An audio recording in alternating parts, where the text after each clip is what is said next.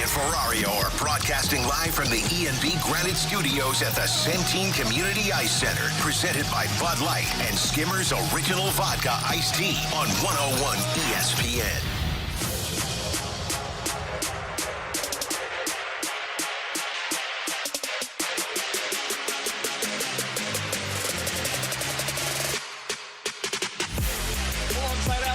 On BK, we are broadcasting live at the E&B Granite Studios out of the Centene Community Ice Center. Welcome in. The Cardinals have a day game today, and they have put out their lineup, and boy, are people mad. Woo! Boy, are people mad, Let's Alex. get over it. Wins in the 4-hole, and it's what it's going to look like this season. It's a rebuild. No. Win is not batting cleanup today. And they're mad? Yeah, even more mad than they were when he was batting cleanup. In fact, Mason Wynn is batting leadoff today, Alex. But that's where people said they wanted to see him hit. Yep, and they get what they asked for. Taste it, Cardinals fans. Ivan Herrera behind the plate today. I think that's something else that people had been asking for, right? All right, yeah. I can You've get got behind Alec that. Burleson in the lineup today against a lefty. No platoon there. And He's JJ Wetherholt hitting cleanup? Ramon Arias, your cleanup hitter today for the St. Louis Cardinals. How's that feel, Cardinals fans? Hey, but Jordan Walker moved up. He's back fifth. All right. Small Joel victories. Pozo in the lineup. I believe this is his first start of the season. We learned last year. Designated hitter for you today. Thomas Sajaci getting an opportunity to start. I believe it's his first start today at second base. You got Jose Fermin. Oh, he's still here. around. He's in left field, and then Victor Scott playing in center today. Oh, boy. You feel good, Cardinals fans? I did not mention Nolan Gorman's name, who's been playing pretty well. They're going up against a lefty today. They're clearly trying to straight platoon that spot at third base between he and Ramon Urias. Ooh, just roll your R on purpose? I wasn't very good, but I did. You feel kind of, what are you doing now, man? Urias? And also, the bigger storyline today does not include JJ Wetherholt, guys. He's off today, and man, I wish I had a big opinion on it. Can I cue inner Cardinals fans right now that probably what are yelling on Twitter with their fingers? Because I can't, so please do that for me. Wetherholt doesn't need a day off. He's only a kid. He could play every day. Oh, actually, we could just DJ patty cakes. JJ isn't old enough to have a day off. He was off yesterday. But it's like going to a liquor store. God, I learned it, man. I know. Now I understand why Cardinals fans are big mad. I gotta be honest, Are we supposed to have? Are we supposed to have bold takes with this? No, I'm not. I could care less. I'm a little surprised Wetherholt gets a day off, but then the more I think about it, I don't know if it's whether it's him he needs a day off, or it is just they want to keep all their bats fresh. We see or this maybe a lot. Both. It could be both. Yeah, like we see this a lot with teams early in the season. I doubt Wetherholt saying I need a day off. I'm sure the Cardinals. I'm not saying Wetherholt saying I need a day off. The Cardinals are. Yeah, I we know that they've got the analytics team that goes based on basically how a guy's been playing, what they've been doing. Do they need a day off? And I would bet the analytics team probably is even saying, yeah, no, he doesn't need a day off. They want to do the back-to-back days, so he gets 2 full days off. Allows him a chance probably to work on anything if he wants in the cage with Brant Brown. And then this gets you an opportunity to get I think every bench player's in the lineup for the first time today. Pozo's in the lineup for the first time. It's a getaway day lineup. That's what this is. Getaway day on day one. Well, they had a rain delay the last getaway day. Like, so. I don't mind it. Like, again, it speaks to their problems with Urias hitting in the cleanup spot. Mm-hmm. But you know what? It's what it is. I've just accepted this as a rebuild. I just find it funny that. How many games do you think he's started and hit in the cleanup spot before in his career? Urias? Yeah. Or as BK would say, Urias? Yeah. How many times? I don't know how to roll my R's. Dude, I had a tumor in my mouth. My lip doesn't work. I have fake teeth, all right? Don't make fun of a guy who can't roll his R's. Couldn't do it in Spanish class in high school either. I got yelled at.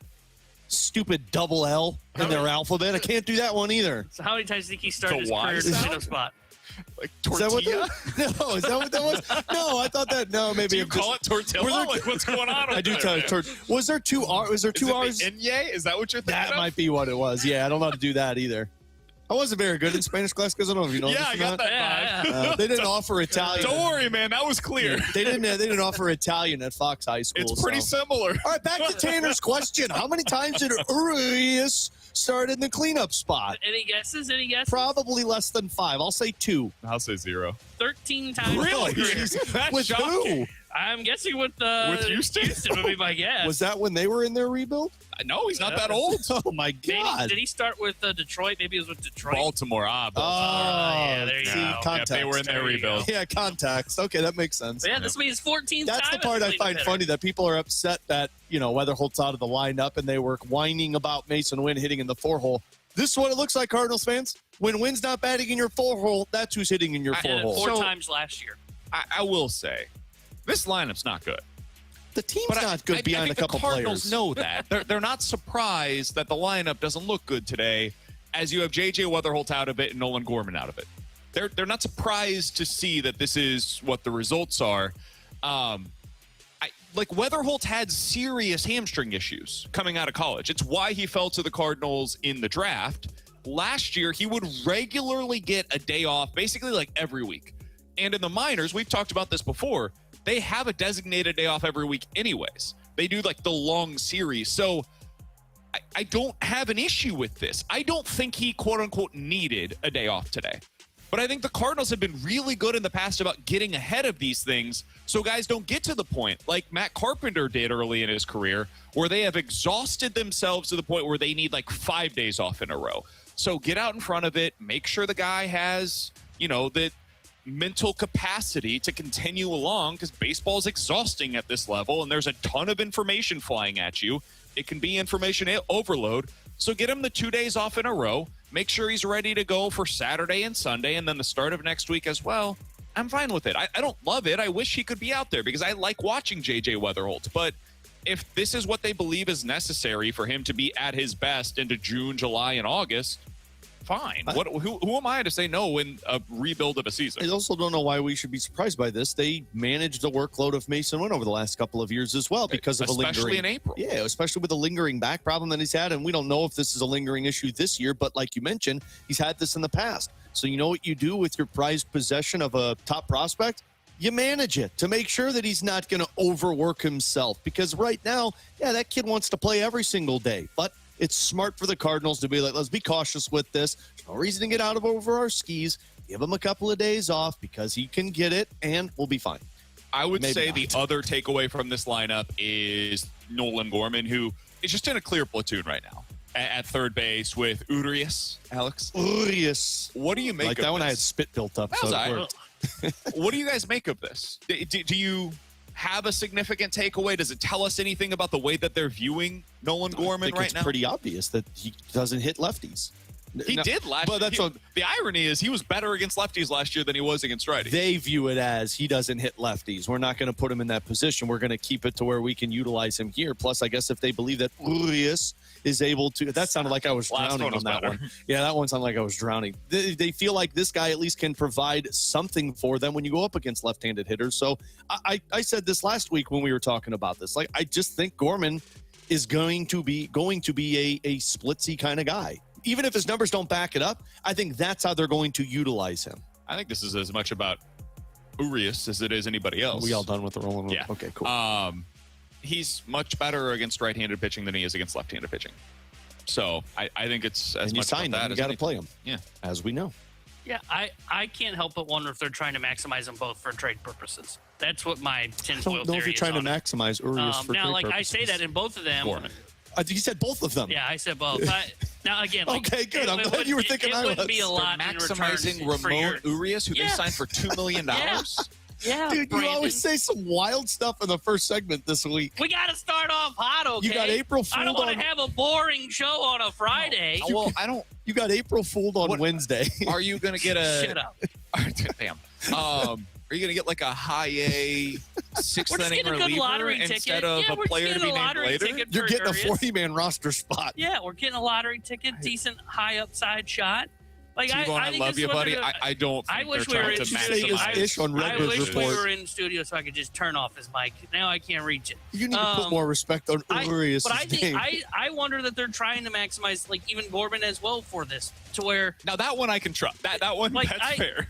because I look but like because say that like he is even against lefties as well. But if you viewed him as like a long-term answer through your rebuild, and we've talked about this at length here on this show and on the Redbird Report, I don't think you would be hesitant to play him against lefties, especially since the splits say, hey, this guy's pretty much the same guy is against righties, if not better in some seasons against lefties.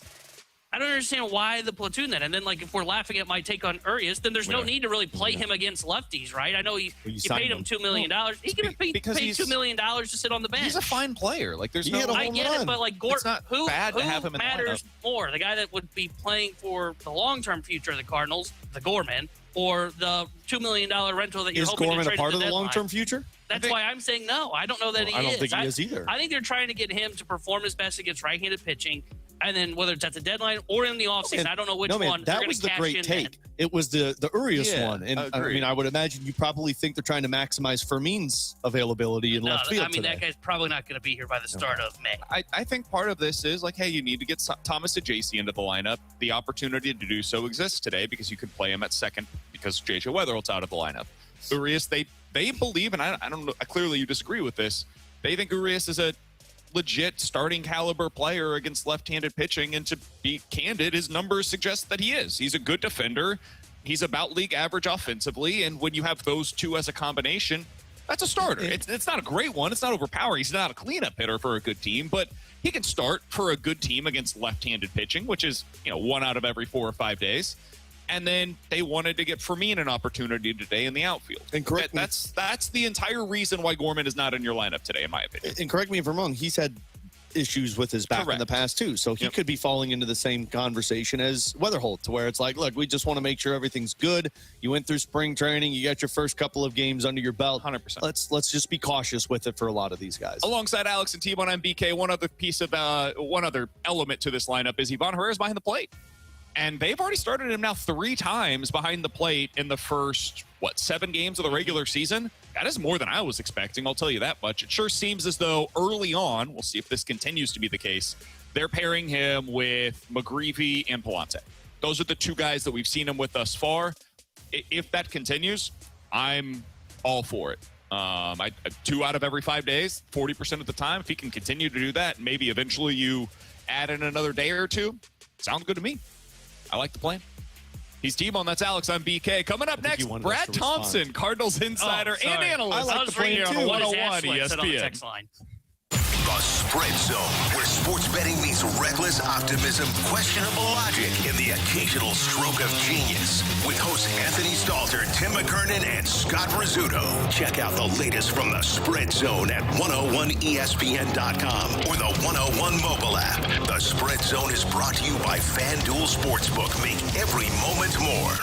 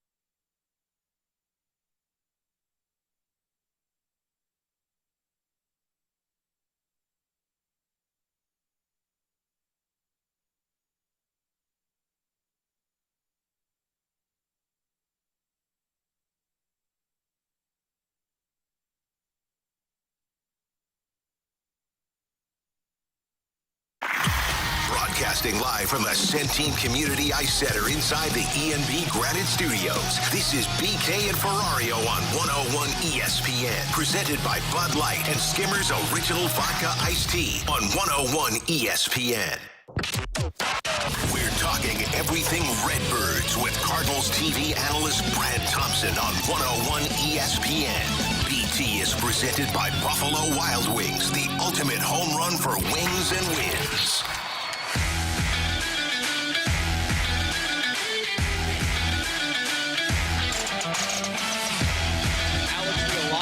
Took the court earlier today for their open practice, and there's like legitimately 5,000 Illinois fans in the T-Bone stands. could have been 5,001.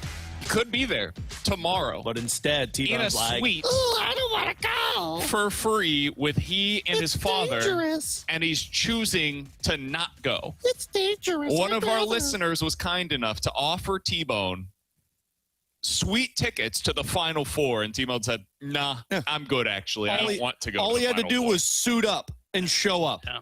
BT, what's up? How's Detroit? Dude, Detroit, opening day in Detroit, you think cold, you think dreary. It's neither of those things. It's beautiful. The place is packed. Life is good right now in Detroit. T-Bone decided not to go to the Final Four. If somebody offered you tickets, BT, to go see the Final Four of your favorite team for free in a suite with all-you-can-eat opportunities there, would you take it? Yeah, I'm going. I'm going for sure. What else did I have? Did somebody die? Because they're probably not going to care if you didn't show up. Like, what is the reasoning behind him not going? Good question. A little just concerning. Being a little shy. That's it. Just being shy. Yeah, just a little worried about his crazy. safety, I guess. That's crazy. Right. Yes, I would be there had somebody offered that. I wish somebody would offer that. Yeah, hey, man, the tickets are apparently still out there. So if you want to head out there before the game tomorrow, I think the offer is available. All right, BT, let's talk about this lineup. As you can probably imagine, people less than pleased in our audience that JJ Wetherholt's getting the day off today. I don't know if you've already had a conversation with Ollie about kind of the way that they put this lineup together. But if so, what is their explanation for JJ's day off today?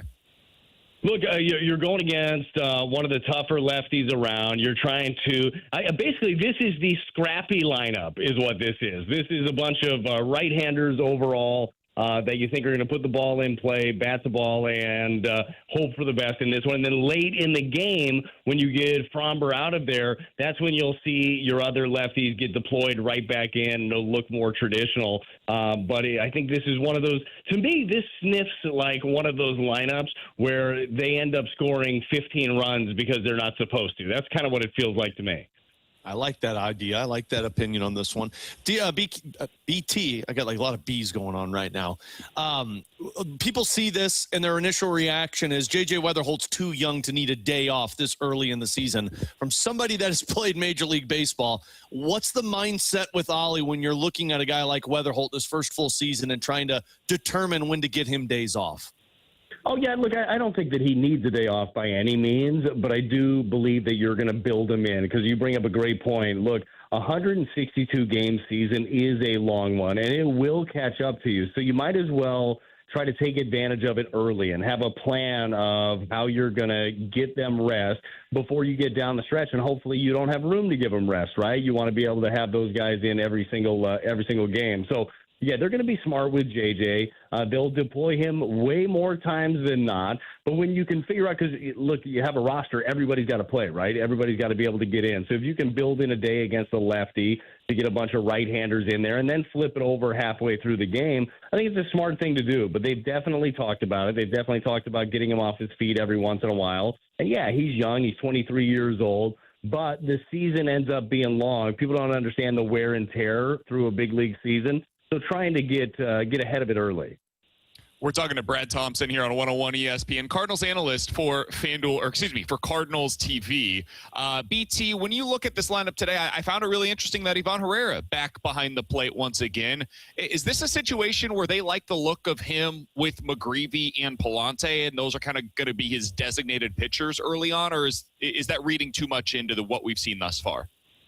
Yeah, look, he has worked well with both of them, and especially with McGreevy. McGreevy's got a really good idea of what he wants to do in general, so I think that he kind of fits with a little bit of anybody, and you want to get Herrera more and more reps behind the plate because he is looking better and better, man. He's been more comfortable. We talked to Ollie about his game planning, his preparation, his sequencing. Like, he has spoke volumes about all of those things for him. So right now, this group is the catching core has been good. You get Pozo in there as a pinch hitter. Well, he's always dangerous. But, yeah, I think that he fits well with a couple of those guys. But in general, they want to get him as many reps as they can early, especially as he's proving that he's gotten better and better back there. BT, they're also doing that with Jordan Walker, and you had the day off 2 days ago, and get back in the lineup here. We talked about him all spring training. We've mentioned him with you already since the season has begun. He's making strides, it looks like, in terms of his approach and his at-bat. What have you noticed? Yeah, the question is, can he keep it going, right? And there's something that we've talked about early this year. I know we talked about last year and all offseason wise. One of the things that has been standing out to me is his swing decisions have been better. He's not flailing at some of those pitches that he did before. He's already in a young season drawn two-strike walks on the year. He had 18 two-strike walks all of last year. So being more patient even when there's a pressure situation has been a big one for Jordan Walker. Like, he has raw power to hit the ball out of the ballpark in all areas. He doesn't have to cheat for a pitch on the inner half, and I think he's realizing more and more how he's going to be pitched and then being able to make those adjustments mid-at-bat, mid-swing. So it's been very positive, I feel like, for him. He's just got to keep it going because they will continue to try to spin him. They'll continue to try to get him to expand his strike zone. He's got to be diligent in not doing that. BT, I know you've got a million things going on today. We appreciate you stepping aside for just a little bit, talking with us prior to the Detroit Tigers home opener. First pitch for that one coming up in about 40 minutes. Enjoy the festivities today, man. We'll talk with you again next week. Guys, I appreciate it. I ducked into the owner's suite to do this. I'm pretty sure they're going to kick me out soon. So good call. I'll see you guys next week. Appreciate it. That's Brad Thompson joining us here on 101 ESPN. Joins us each and every Friday on BK and Ferrario. You'll see him as a part of the call for the Cardinals versus the Detroit Tigers. That's coming up here in about 40 minutes. It is the home opener for the Detroit Tigers later on today. T-Bone, he snuck into a suite. I don't know why you can't. Yeah, by the way, our texter that was going to give those tickets to T-Bone said they were gone. Gave them away last night. I'm not even going to tell you what the face value was for them. I saw them. Okay. You should have gotten them and sold them. that would be awful. Come on, T-Bone. I would feel bad taking that dollar figure. T-Bone, I know you're uncomfortable by this, but I can't help but watch you squirm. Oh, yeah. What is the explanation here? I felt uncomfortable taking that face value of a ticket for free and then hanging up in a suite with a whole bunch of people that I don't know. And the other fact of the matter is, and I know this is going to sound very weird, but I'm a weird dude. Hey, man. I want to be wearing my Illinois gear when I go to the game. I don't want to be like in a business suit, which is what they were saying you had to do. Be like Superman, though, wearing underneath, and you just be like, hey, guys. Illinois.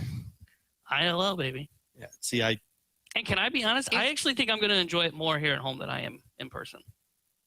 Okay, that was dumber than you saying trying to maximize the value on Urias. Are you going to watch it with somebody here? No. It's just going to be you in front of your Chilling TV in your underwear, drinking a beer. Oh, yeah. Come on, dude. And underwear might be optional. Oh. Well, now I know why I you did don't want not need to. that picture. Now I know why you tried to throw it out there. You did say you wanted to see him squirm, so. Listen, man, it's... And now you're squirming. I wouldn't feel bad about taking face value tickets to $10,000 if somebody offered them to me. You weren't asking. We were the ones that were asking. And somebody voluntarily said, here you go. So that's my thing. So one of our texters was happy to have somebody from the show, who he listens a lot, one of us on our show go to the game with him. Like that was an offer extended to you, not like a pity offer or somebody trying to ask for something in return. So that part, I wouldn't worry about it. While I disagree with it, I do understand, hey, man, I've got my situation at home. I've kind of personalized it for me. I would rather be there wearing my gear, drinking my beer, not having to drive, not having to go anywhere else or do anything else. Like, I just kind of want to watch it on my own in my personal space when they're in the Final Four for the first time in my life. I do get that. Now, I don't feel that same way. If somebody extended, like if Mizzou, who has never been to a Final Four, went this year and I had the exact same opportunity afforded to me, even if it was just one ticket and I was going solo, bro, I am there on a second notice. He just broed you. But I get it. I understand not wanting to be in a suite in a suit watching the team and instead wanting to be at home. That part I do sympathize with to a degree. I don't. I think you're crazy. But, hey, man, you want to sit in your undies optional, go for it. Yeah. Man. All right. You'd probably be invited over if you want to watch it with. God, no. The way he feels, we now know the wardrobe, though. The way he feels about going to the Final Four is the way that I would feel about going to his place for that game. Wow, what a shot. Alongside T-Bone and Alex on BK. If you guys want to get involved in the show, 314-399-9646. That is the Air Comfort Service text line to do so. You can check us out on YouTube at youtube.com/101ESPN STL. By the way, a brand new edition of the Redbird Report is now available for you over on YouTube. Again, youtube.com/101ESPN STL. We've got Casey Foreman helping us out on the YouTube side of things now, doing a bunch of stuff digitally as well. He's outstanding. He's a new person for our digital department. So if you see the Redbird Report, Last Minute Blues podcast, Spread Zone, you see some of the more stuff that's going up on socials. That's all from our guy Casey, who's helping us out over there. Speaking of which, Bradford Brown's back in the studio for us today, helping us out in Creve Coeur. We are at the E&B Granite Studios in the Centene Community Ice Center. Coming up in 15 minutes, it's time for Ask Us Anything. If you guys have any questions, sports or otherwise, we'll get into those here in about 15 minutes. But next, the Blues are expected to make wholesale lineup changes tonight. They do not have morning skate today, so what are we expecting when they take the ice later on this evening? We'll talk about that next year on 101 ESPN. 101 ESPN is powered by Kaufman Townsley, St. Louis's injury lawyers. Call 314-777-7777. That's 314-777-7777. Next Sunday, April 12th, the St. Louis Battlehawks host the Birmingham Stallions for a home game at the Battle Dome at America Center. And 101 ESPN has your shot to score a free 4-pack of tickets to the game. Get all the ticket info for next Sunday's Battlehawks home game and register to win a 4-pack of tickets right now at 101ESPN.com or on your 101 app.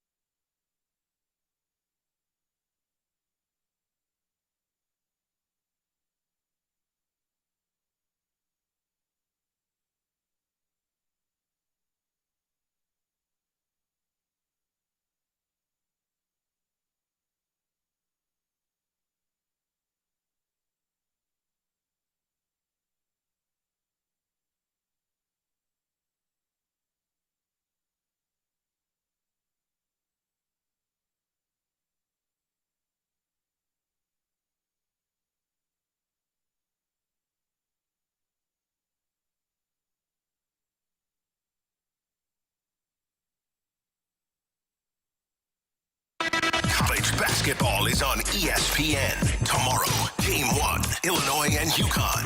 Game 2, Arizona and Michigan. Extended pregame coverage starts at 2. The NCAA plays on 101 ESPN. 101 ESPN Sports Center.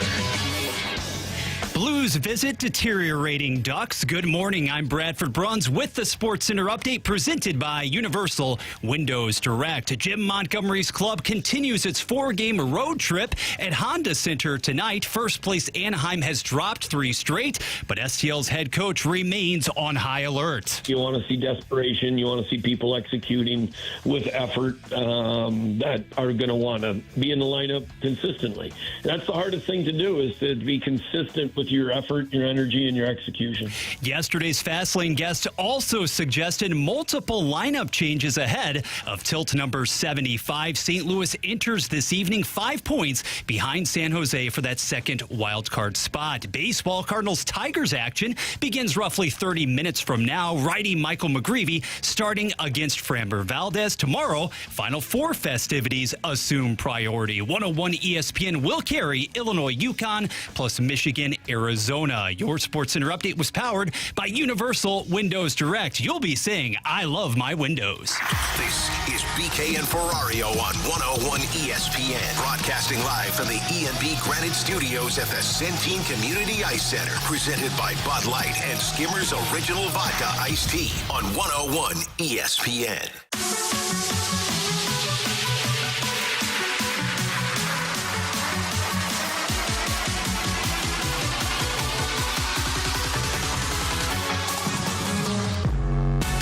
Alongside I'm BK. The Blues are expected to make wholesale lineup changes tonight. Alex, yesterday, as he joined the Fast Lane for his weekly hit with the guys, Jim Montgomery said there will be 4 new faces in the lineup tonight. Did not say who they will be, but said 4 new faces. Now, there were 5 guys that were healthy scratches, so we've got a pretty good idea of who's coming in. Well, one of them's healthy/unhealthy, Tucker. So I don't know where his status is at right now, but so you would assume the other 4 will be coming in. Yeah. The question is, who's going out? And that is a little harder to determine. So let's go ahead and put our thinking caps on here today. And sit down in that thinking chair and think. Alex, what do you think the lineup changes will look like tonight? There is no morning skate, so we will not have a glimpse of this until they officially take the ice later on this evening.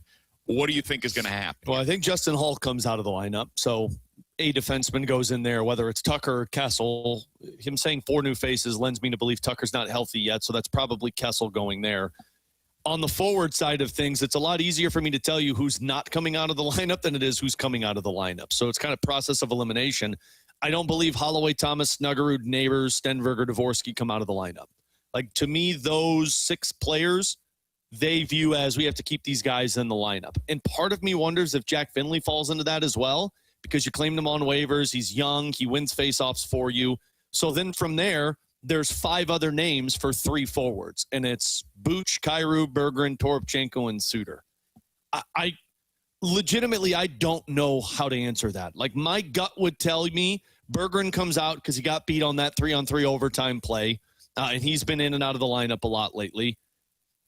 Probably one of Toropchenko or Pius Suter, but a real part of me wonders if Kyrou comes out of the lineup. And it's just because how that line has worked over these last few games, because I think if they're making wholesale changes, then you take Buch off the center position and you move him to a wing. Maybe that means Pius Suter moves up to the centerman spot, or maybe Sundqvist comes in and just plays the center spot. So I think if you were to ask me right now to put a bet on it, I would probably lean more the conservative route of saying Bergeron, Toropchenko, and Finley. But I'm having intrusive thoughts wondering if Jordan Kyrou is a healthy scratch in this one tonight. My guess is it's Sonny, Druin, and Walker in for Finley, Bergeron, and Torpo. Guys, we need to have a conversation about this Alexei Toropchenko thing. It's been bad this year. He led the team in shots on goal the other night. I understand, but that was pretty good. Well, yes, a little too little too late. Yeah, for me personally, I think Toropchenko plays a style that they want. He's a 4th liner. You'd like a little bit more contributing to the offense. He wasn't signed to be an offensive player. He's signed to be a physical guy that plays the penalty kill. I think he was signed to be more of an offensive threat than what we have seen over the last couple of seasons. He has 7 goals in the last 2 years combined. He's played in 138 games over that stretch. But the contract extension that they just gave him doesn't tell me they think there's more offense there. The contract extension was you play a role that we need on this team. Yeah, but I think that role for him was goal scorer on the fourth line. You have the ability to drive to the net and to win with your speed off of the rush. Like that was a big part of his game. He scored 24 goals in the first 2 full seasons that he was up here at the NHL level. And since then, the offense has just completely dried up. He does not drive offense anymore. And I like Alexei Toropchenko when he is playing the style that we've been talking about, where he drives wide, goes to the net, and puts the puck on the net. We just haven't seen a whole lot of that this season. So for me, that is a move that I would be more than okay with them making. He's played in 58 games this year. If he ends up missing a few of these down the stretch, hey, man, so be it. Walker's been sitting out. They gave him a contract extension. So I'm fine with Torpo being one of the guys that comes out. I think Berggren's a given. I think Drouin for Berggren, those guys, like, interchangeable kind of to me at this point. And then I would say Finley doesn't fit into that category of, like, you got to have him in the lineup. Oscar Sundqvist can go in and get an opportunity tonight. I've got no issues with that either. I would be curious to see if Kairu's one of the moves. I would be quite surprised if he is, personally. I look at the decisions that they're probably making, and with 7 games left, and in their mind, they think that's like, all right, look, we're still mathematically in this, but it's a long shot. What are they trying to accomplish for the rest of the season? Trying to figure out who fits into their roster moving forward. Is Sundqvist on this team next year?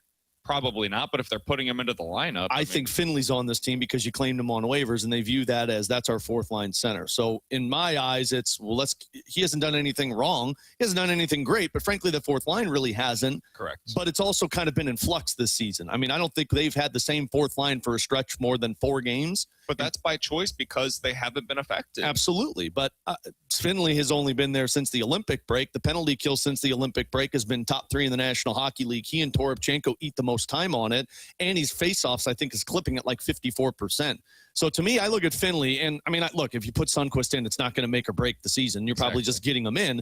I just put Finley in the same conversation as Stenberg and Dvorsky, to where it's like, hey, he's going to be our 4th line center next year. Keep him in the lineup.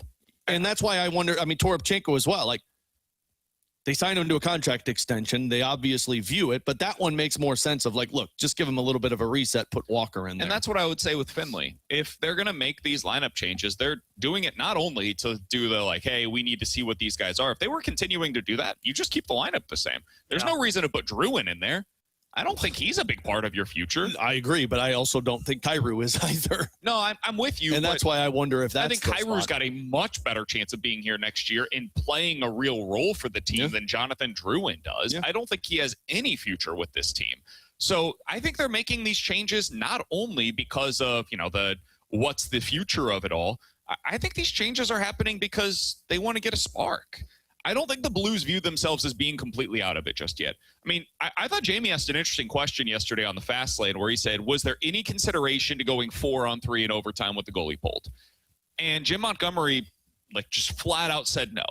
Now, I think that's probably the right call when you're the coach of the team, where you've got to keep the locker room, because if you end up losing and you give up the goal there, you lose that point. And if the Blues view themselves as still being in it, you got to keep that point. I would argue, well, you're really only in it if you get the extra one. So there's kind of 2 sides of this. If you lose the extra point because you lost the game, that's kind of the best case scenario because it helps you with your draft position. And if you get that extra point, if you win, great. Now you're actually in the playoff race, but they don't view it that way. They say, hey, we're still kind of in this race where, 5 points back of a playoff spot right now.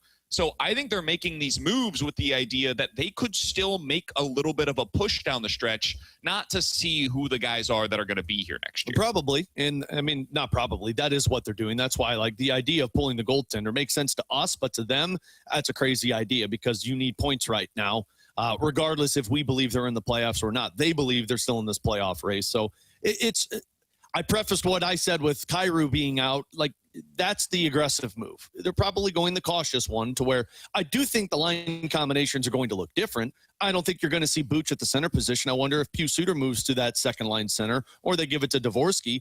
I think you're probably going to see a different winger playing on a line than Kairu and Neighbors with the same combinations. Like, I think with the exception of that Thomas line, they're going to start juggling up the line combinations. I could even see them switching the Thomas line. Maybe. Just so they can get more depth. I think Kyrou might be on that Thomas line. Man, that's the one in the game. That's the one I wouldn't do. I mean, I know it works, but I would keep that line as is. It's the only reason you're staying competitive in hockey games. Your problem is the other three lines. So, Sundqvist and Walker going in, it's the perfect replacement in their eyes if you're just trying to get a spark for Finley and Toropchenko. And they're Drew playing that line anyway. Yeah, and Drew goes in for Bergeron, and then you've kind of got the combinations there.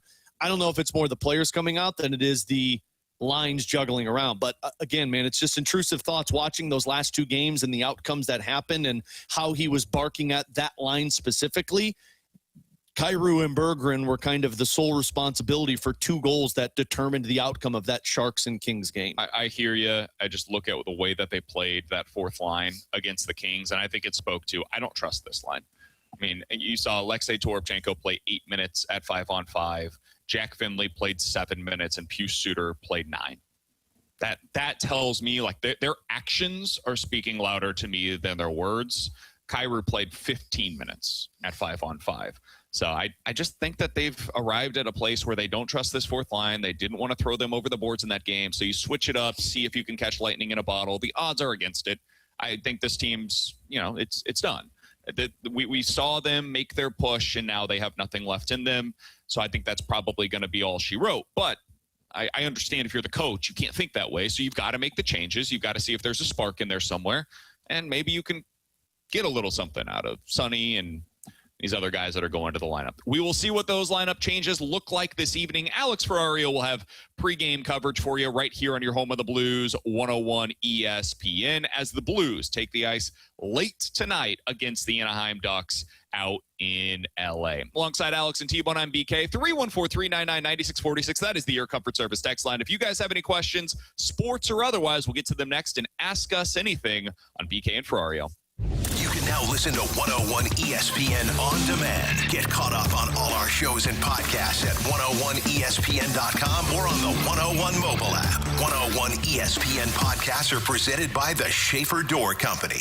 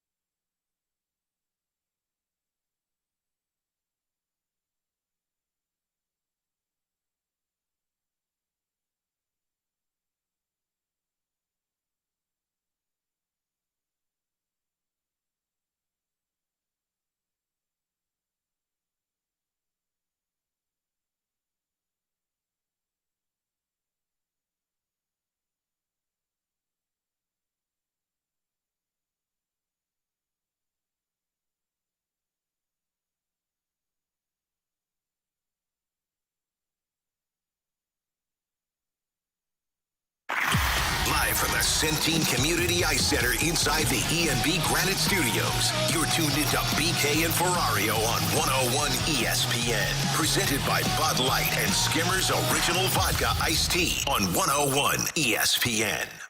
You've got questions, BK and Ferrario may have the answers. Questions and Answers is presented by 100 West Dental. Does your dentist actually satisfy you? Dr. Pryor and his team will at 100westdental.com.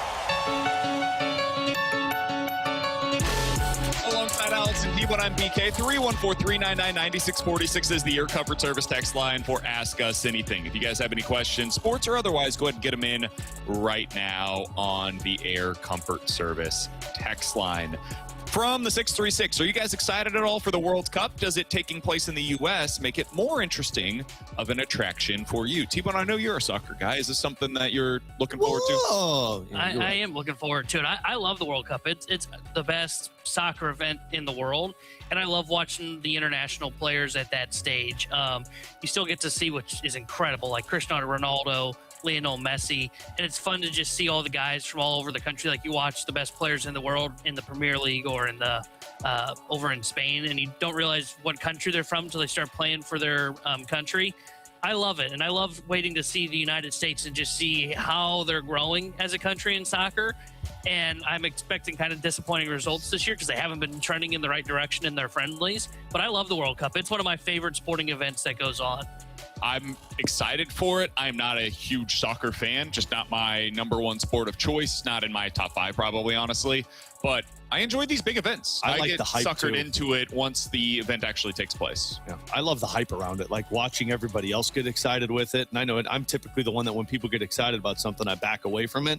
But for something like this, when you see countries get excited, and frankly, the environment's very fun. Like, even if I'm not a soccer 100%. guy, the environment in that match is always entertaining. And to the question of, does it being in the United States add a little bit of excitement? It does for me. I mean, I've got people, I'm from KC, people know that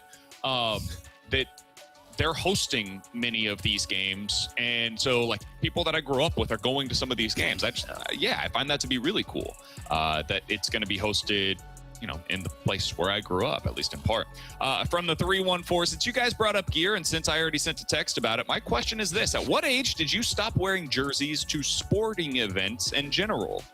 I'll occasionally wear one because Luca thinks it's cool. We've got him a Cardinals jersey, so like we got a couple of jerseys made up for me, Kara, and Luca. I've got a Donnie jersey. He's my favorite player to watch. So Sorry. Yeah, no. I'll wear that occasionally, but other than that, I don't really wear them other than if I'm at a beach and I'll wear like a basketball. I've got like a Will Smith Bel Air Academy jersey. That's amazing. Yeah, I used to wear them all the time in high school. I used to walk around in basketball jerseys thinking that I was cool, but I also weighed like 110 pounds with no muscle tone at all. I have a Cardinals jersey. I have a Yadier Molina jersey that I wear when I go to Cardinals games. I have a ton of Blues jerseys. I just don't wear them. I used to wear them, but I don't go to games now. So like I can't, like if I go to a game, I'd probably wear one. I just don't go to Blues games, so it's hard for me to wear them. Yeah, I've never really been a big jersey guy. I don't know that I never had one growing up. I don't know that I've ever owned a jersey, being honest with you. And that's not because like I don't want them. It's just wasn't a thing. Like my family never bought one for me growing up. And then I just kind of never really got it. I typically have like t-shirts rather than jerseys rather than actual jerseys. I mean, my 2 most cherished jerseys are in a frame. It's my Mike Rizzioni one that's signed, and then the Alex Ovechkin one that's signed. From the 314, what's the best sport to watch on TV and the best one to be in the stands for? Hockey's best stands. Football's best on TV. I agree. Best in the stands. I think I agree on hockey. You see the game so much better and can appreciate for how fast it is going. Plus, even a bad team, the environment is still freaking awesome. Yeah. Baseball's pretty good. See, I actually like baseball better on television. Oh, really? I do too. Because like when now, you know, both from a fan perspective and like when we're up in the press box, you can really appreciate how a pitcher's able to manipulate the ball and move a pitch when you're watching it on television. It depends how you're watching the game. If you're watching it the way that T-Bone does, where you're like really diving into the game, it is probably a better television experience. If you just want to go to a game, and this is what I love about baseball, is like you can kind of take it for whatever you want it to be. If you're just going to it as a social event, baseball's the greatest. Yeah, because you can like walk around, go grab a beer, go over to the Budweiser Terrace, go to the outfield experience, like do whatever. And if you want it to be something more where you're really locked in on every pitch, you can do your own scorecard. Like you can take the game however you want it to be. But yeah, hockey's probably the correct answer here. Just the speed of the game. Basketball, if you have close seats, is pretty excellent in person for all of the same reasons as hockey. You get a feel for the speed and the size that's on the court. I've never been to a basketball game in person, with the exception of the Harlem Globetrotters. It's unbelievable when you're up close. Professionalized. I've seen college, I've called Lindenwood games for 2 years. We don't need to watch the NBA. 314-399-9646 is the air covered service text line for Ask Us Anything. If you guys have any questions, sports or otherwise, go ahead and get them in right now. From the 314, what do you think is the best realistic dream addition for the Blues this offseason? It's Brady Tkachuk. Yeah, Brady. I don't know how realistic, but I think he's Brady, or you get a top best two case pick. scenario. Brady, or you get McKenna or Stenberg. I'd put those two up there. Would you put that ahead of Robertson? Yeah, I'd put all three of those ahead of Robertson. Ooh. See, I would rather have Robertson over the top over two. Stenberg. I think Robertson's going to cost you more to hurt your team for the now, rather than Stenberg or McKenna, which make you better now. And then in the Brady Tkachuk one, I don't know how much higher that costs you than Robertson if he asks out, because Robertson's not asking out.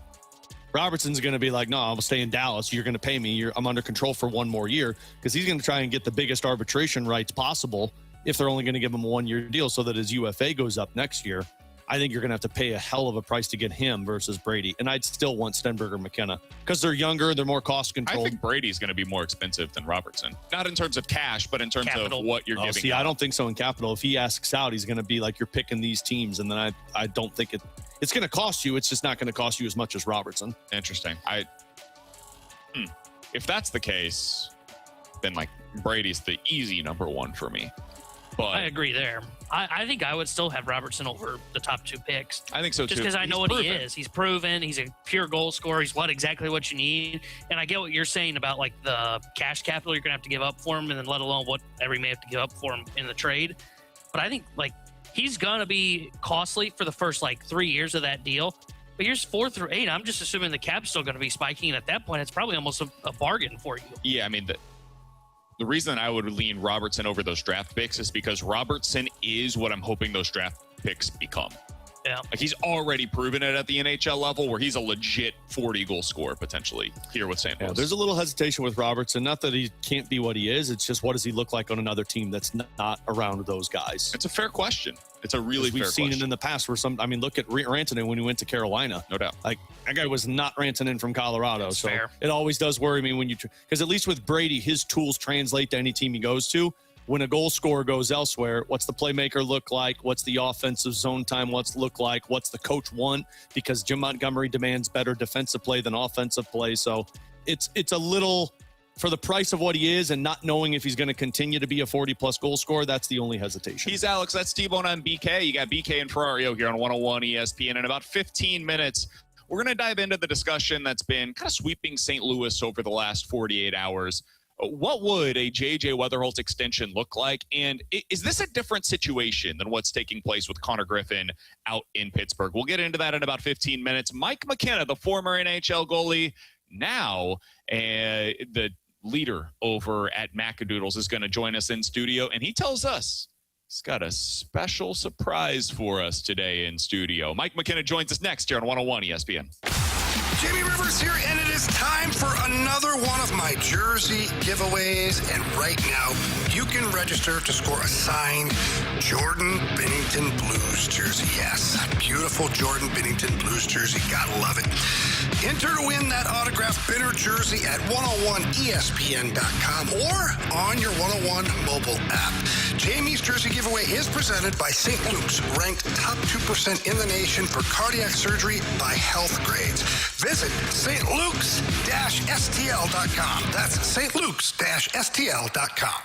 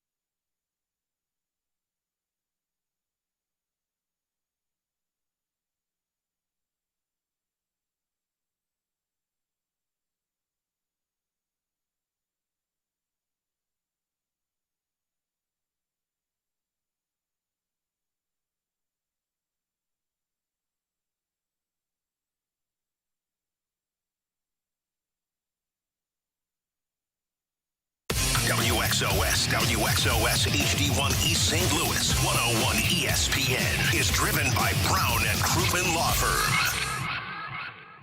BK and Ferrario are broadcasting live from the E&B Granite Studios at the Centene Community Ice Center, presented by Bud Light and Skimmer's Original Vodka Iced Tea on 101 ESPN. We're going between the pipes with former NHL goaltender Mike McKenna. Mike McKenna.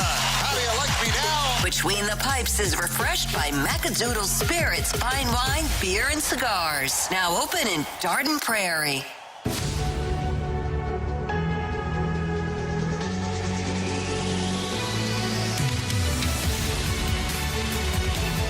Alongside Alex Ferrario and Tanner Hendrickson, I'm Brandon Kiley. Happy to be joined in studio today by our friend, the former NHL goalie, now working over at Macadoodles. He's Macadoodle Mike McKenna, joining us here on the show. And he told us he's got a surprise for us today. Brought in a friend.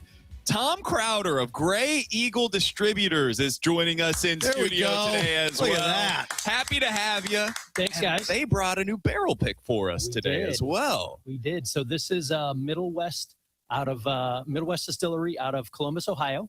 It is a wheat whiskey, so it's 95% wheat, 5% malted barley, bottled at cask strength, and it is a single barrel pick that we did with Mike and his team.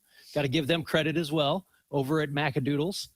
So it's a single barrel, exclusive to the Macadoodles chain, and it is bottled at 124 proof. Nice.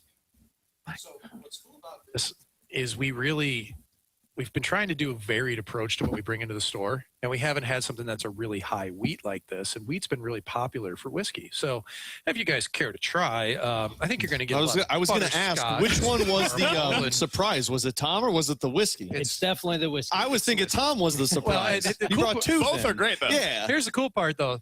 Long-time listener, firstime not caller. There we go. We're going in studio. So, we were doing this a couple of weeks ago, and Tom fires me off a text. He's like, I was listening when you brought in the double oaked, and it's, well, next time we do something, heck yeah, come on air. Anytime you do something, come on over. So, all right, so let's try. So you're going to get. Smells awesome. Yeah.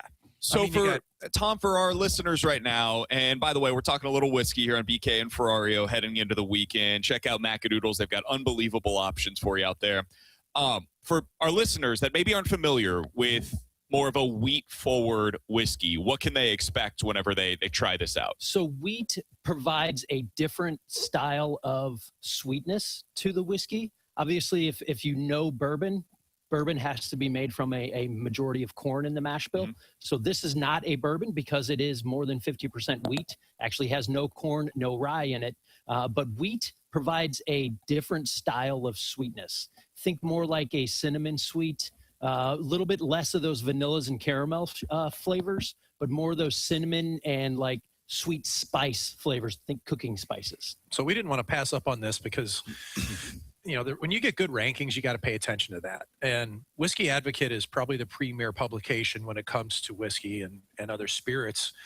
This was number 14 on their list of 2025 whiskeys. And that's not just bourbon. That's any whiskey. That's single malts. That's world whiskeys, anything. Yeah, you name it. So, we had a couple of these regular bottles in the store, and then we could do a barrel pick, and then you get to choose your flavor profile, what you like best. And I was like, dude, this is a layup. And especially the price point on this is really good. It's under $60 for a barrel pick. $59.97 on the shelves of Macadoodles. So, yeah, thought it'd be fun to bring it in, let you try it. Tom's an absolute expert on all this stuff. I'm getting better at it, guys. But I was just going to ask you, Mike, that how do you make those decisions? How do you and your team come up with those picks? Usually, if you're doing a pick, you can go to a distillery and do things sometimes. We have yet to do that with Macadoodles. It's down the road. But it's coming. You'll get 3-4 samples to choose from that have been taken from a barrel, shows up, and you typically have a selection team of 3 to 5 people. Sometimes it's one person. We always try to be kind of democratic with it and vote and have fun with it. Mm-hmm. We did one a couple of weeks ago that we had 2 of our top customers come in and pick it. That's awesome. We had Joe and Nathan, and it's like, dude, come pick this thing, man. And we didn't realize they'd never done that before. So 2 huge Blues fans too, by the way. Like, I mean, we've got a really cool store of that. Most people come in and are like, yeah, I hear you guys on 101 ESPN all the time. You're Mike? I'm like, like the one and only. You're like, Mike? They think I'm an apparition. Like I don't come in the store, and then when they walk in the store, they're like, oh, you played in the NHL? I just thought you were Macadoodle Mike. So tell us a little bit about that process. So like if somebody goes out and they choose, this is the single barrel that I would like. They are literally drinking from that, or they're sipping from that specific barrel. Yep. And then it continues going through the process. Tell us a little bit about that. Yeah. So it's a distillery has any number of barrels aging at a certain amount of time. Just to give you an idea of how big the whiskey industry is, the state of Kentucky has more barrels of whiskey aging than there are citizens living in the state of Kentucky. Incredible. What about thoroughbreds? There might be more thoroughbreds, but maybe not. Kentucky, thoroughbreds and aged whiskey. So with this, what we did is like Mike said, they sent me the samples. I called up Mike, said, hey, the samples are here. Within 2 days, I was in Macadoodles tasting with Mike and his team. We decided on the barrel. I do not have any input on the selection, because as Mike said, I'm the expert and I don't want to have any influence. I want it to be 100% on the retailer, and if he brings in some customers, I want them to feel confident in why they're choosing that barrel without any input from me. Mm-hmm. And the other thing we do is we do it blind. We don't tell them. They know that it's a wheat whiskey. They know that it's not a bourbon. They don't know exactly what the mash bill is, unless it's something where it's only going to be a certain mash bill. But what the most important thing is they don't know what the proof is. Yeah. Each barrel will have a different proof, and I don't tell them until after they've selected their barrel what the proof is on each of those selections that they chose from. And then we go from there. The other really cool thing about this whiskey is there was only 3 barrels of this selection sold in the United States. Oh, wow. And Mike got one of them. Yeah. So we're happy about that. And part of this, it's really excellent. I was going to say the cinnamon you mentioned, it's like it hits you immediately. I'm typically like rye is my go-to. Sure. That's I really like the spice. Like that's my typical go-to style. This has more spice than what I've previously had in a lot of wheat style whiskeys. I always seem to get rye when we drink whiskey, like because my dad and I will drink it when we're golfing and whatnot. I actually think I might be more of a wheat than a rye now that I tasted that, because it's like I do like that cinnamon flavor better. You can end up drinking seasonally. I tend to like things that have rye in the mash bill in the winter, and I like wheat things in the summer because it's a little bit softer, sweeter. So what's also fun, I mean, even on a personal level, is working with Tom and Grey Eagle Distributing, is that we have a huge family history with that. Myself, my dad raced for Grey Eagle Racing for Jerry Clinton years ago.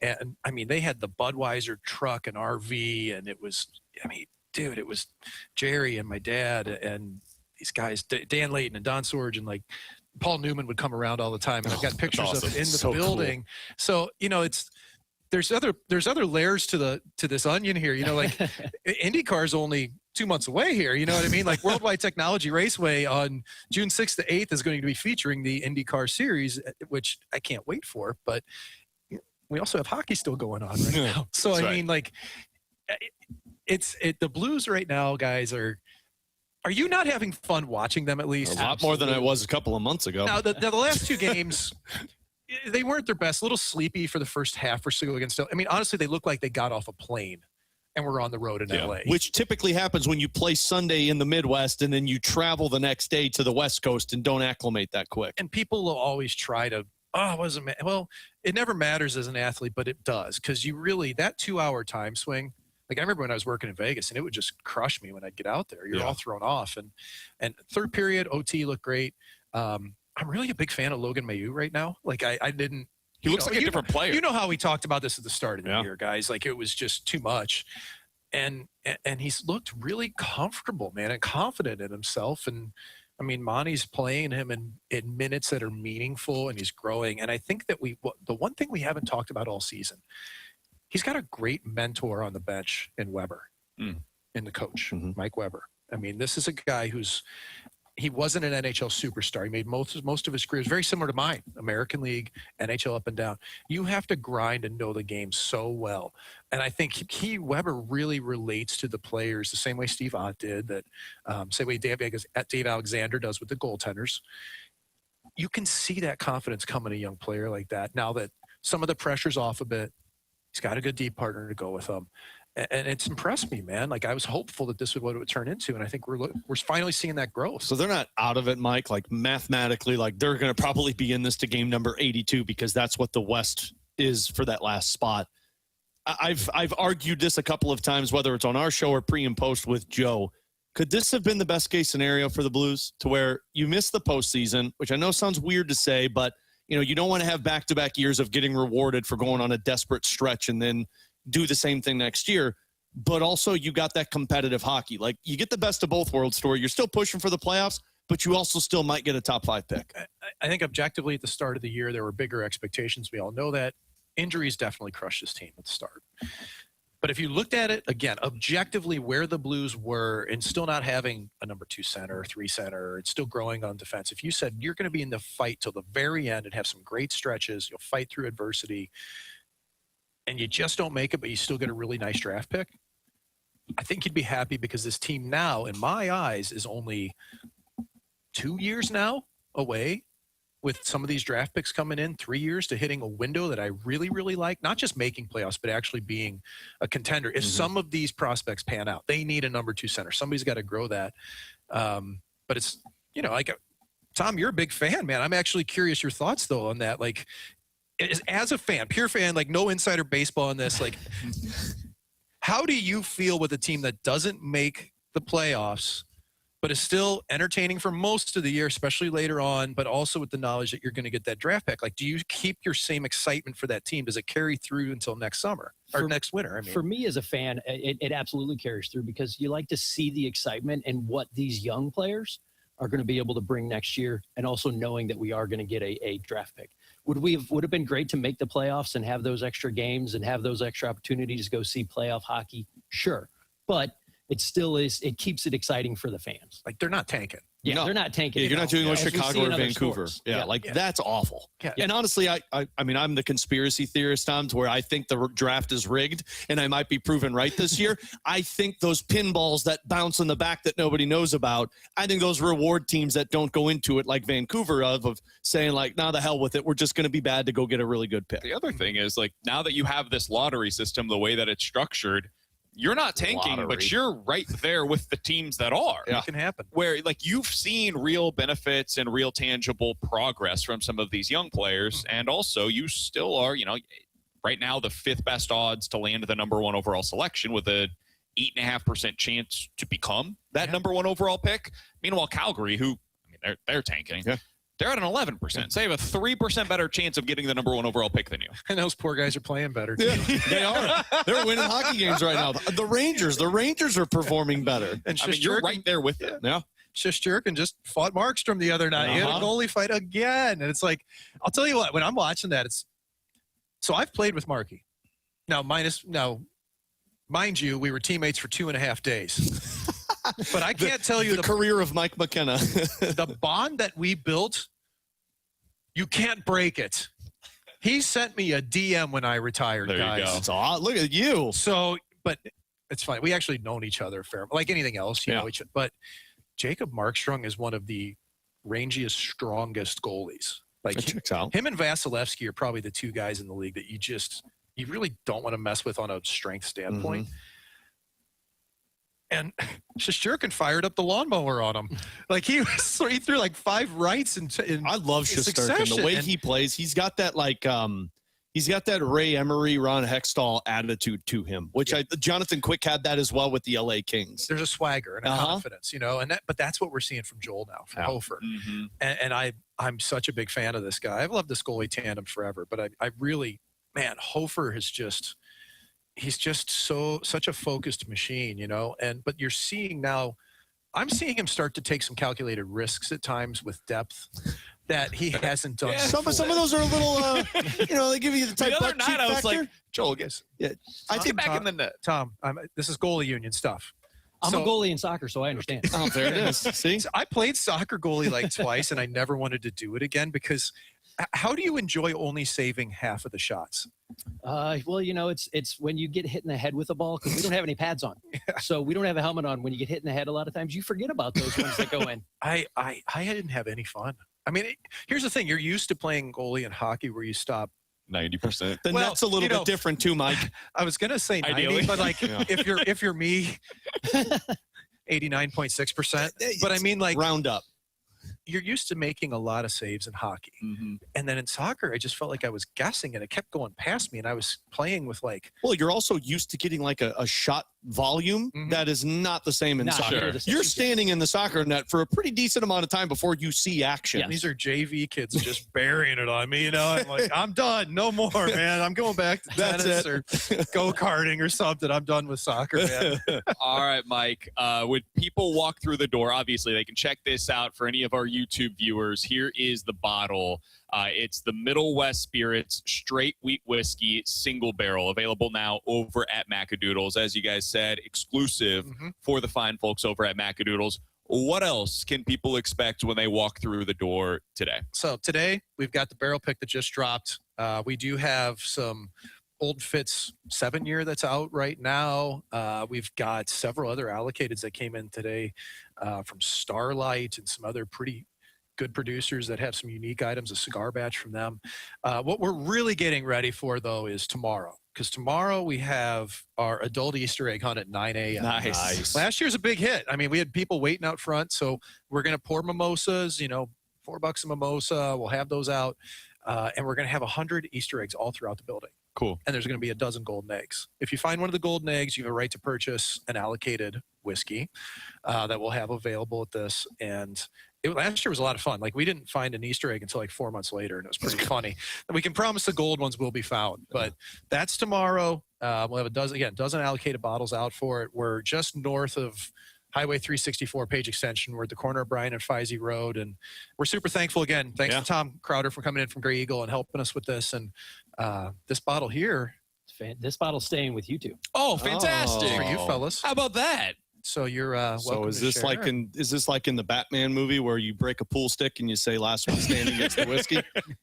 Yeah. You know what? You two get to fight over it. I actually owe Alex Ferrario a 6-pack, so this might be my gift to Alex. Hell yeah, T-Bone, you get the 6-pack. I'm late on my bet that I have to pay off, so this might be the way he that put I a reminder in his his phone 2 weeks ago, and I guess it went off and he canceled it. I won't encourage you to put half of it in your to-go cup. We could never. Bad idea. That's a big road soda at 124 proof. That'll make for a short day, not a long day. That's right. Mike, Tom, thanks so much for hopping by today. Appreciate it as always. We'll talk with you guys again soon. It's awesome. Thanks, fellas. You got it. That's Mike McKenna and Tom Crowder of Grey Eagle Distributing joining us here on BK and Ferrario. We'll talk a little JJ Wetherholt, what his future holds, whether an extension could be a part of that soon next year on 101 ESPN. It's time for another moment in Blues history. On this day back in 1996, the Blues would defeat the Colorado Avalanche 6-3. The first 3 goals going to the Blues' direction. Steve Leach, Adam Creighton, and Wayne Gretzky on the power play. Colorado would score the next 2 in the second period, but then Peter Zezel, Steve Leach again, and Glenn Anderson on the power play would cap off the 6-goal performance. This date in Blues history is powered by Classic Air Care. Make your life more comfortable for all your HVAC, plumbing, and electrical needs. ClassicAirCare.com.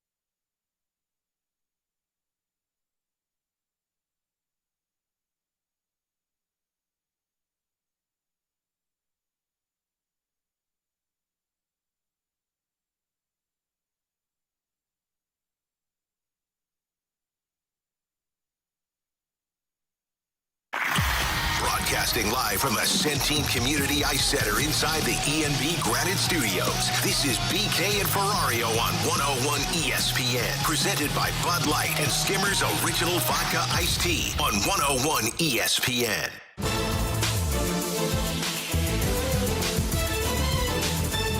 Well, we could do that every Friday, and I'd be good. I was going to say, hockey downtime, whiskey season. Mike McKenna, appreciate him hopping in studio with us for just a little bit here on BK and Ferrario. Seriously. JJ Wetherholt's been fun to watch, Alex. Yeah, I'm looking forward to seeing him. He's already in action probably, right? Yep. He's not in the lineup today for the Cardinals. However, he is somebody that there's been some discussion about the possibility. Hey, could the Cardinals extend him? Could he be their new extension candidate? As we've seen across the league, you've seen a lot of these young guys get the long-term extensions, some of which have not even made their major league debuts just yet. And by the way, over on YouTube, we do apologize. I know there's some issues with the video right now. The audio should be good to go. We will get the video up as soon as we possibly can. Our faces aren't pretty anyway. Alex, I do think the situation for JJ Wetherholt's a little different than some of the other guys that we have seen sign these extensions. Konnor Griffin's the latest to do so with the Pittsburgh Pirates. And one of the key differences here is age. Konnor Griffin is 19 years old, making his major league debut today. JJ Wetherholt's 23, man. Now, that's not old, but it's your typical prospect age when they get to the major league level. So if the Cardinals were to sign him to an 8 or 9 year deal, they would have him through age 31, age 32. As things currently stand, they already have him into his late 20s. So they get the prime years of his career. For the Pirates to get their young prospect, Konnor Griffin, into his prime years, which are like 27, 28, they literally have to extend him. Yeah, because he'd become, a free agent at 25? Yeah. Going into his age 26 season, he would become a free agent, which is like what you saw with Juan Soto or Bryce Harper. That's a unicorn. That almost never happens in Major League Baseball. So I think that was a huge aspect to what led to his extension with him. I just continue to believe if the system remains in place as it currently is, I don't see a strong argument to sign Wetherholt to that extension right now. Could there be a scenario in which this thing changes? Like, if they believe we're going to get to a place where the entry-level contracts are shorter term and it's only 4 years or something like that instead of the current 6, and that will change for even players currently on your roster, okay, yeah, that's going to be a problem. And then it makes sense to extend him. But I don't know exactly how to account for that until we actually see something change. Yeah, I'm with you as well. Like when we brought this up on Wednesday when you were out, like I said, I'm not going to be mad if they sign him because I guess it makes sense. I just don't know why you feel the need to do it right now. And I didn't even think of the age conversation, but it's a great point.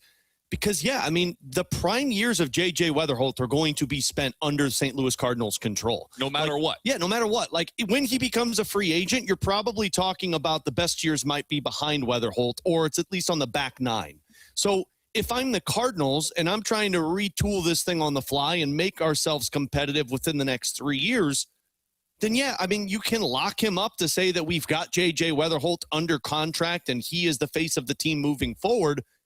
But you might be overpaying for a kid that maybe he doesn't live up to it. You know, he doesn't have the power profile that most of these guys are, whether it's the Soto or the Harper or the Konnor Griffin. So, again, like, it's a terrible thing to have for sports talk radio of, like, I don't care either way. I think it makes a little bit more systematic sense if you're the Cardinals to say, like, no, let's let this play out.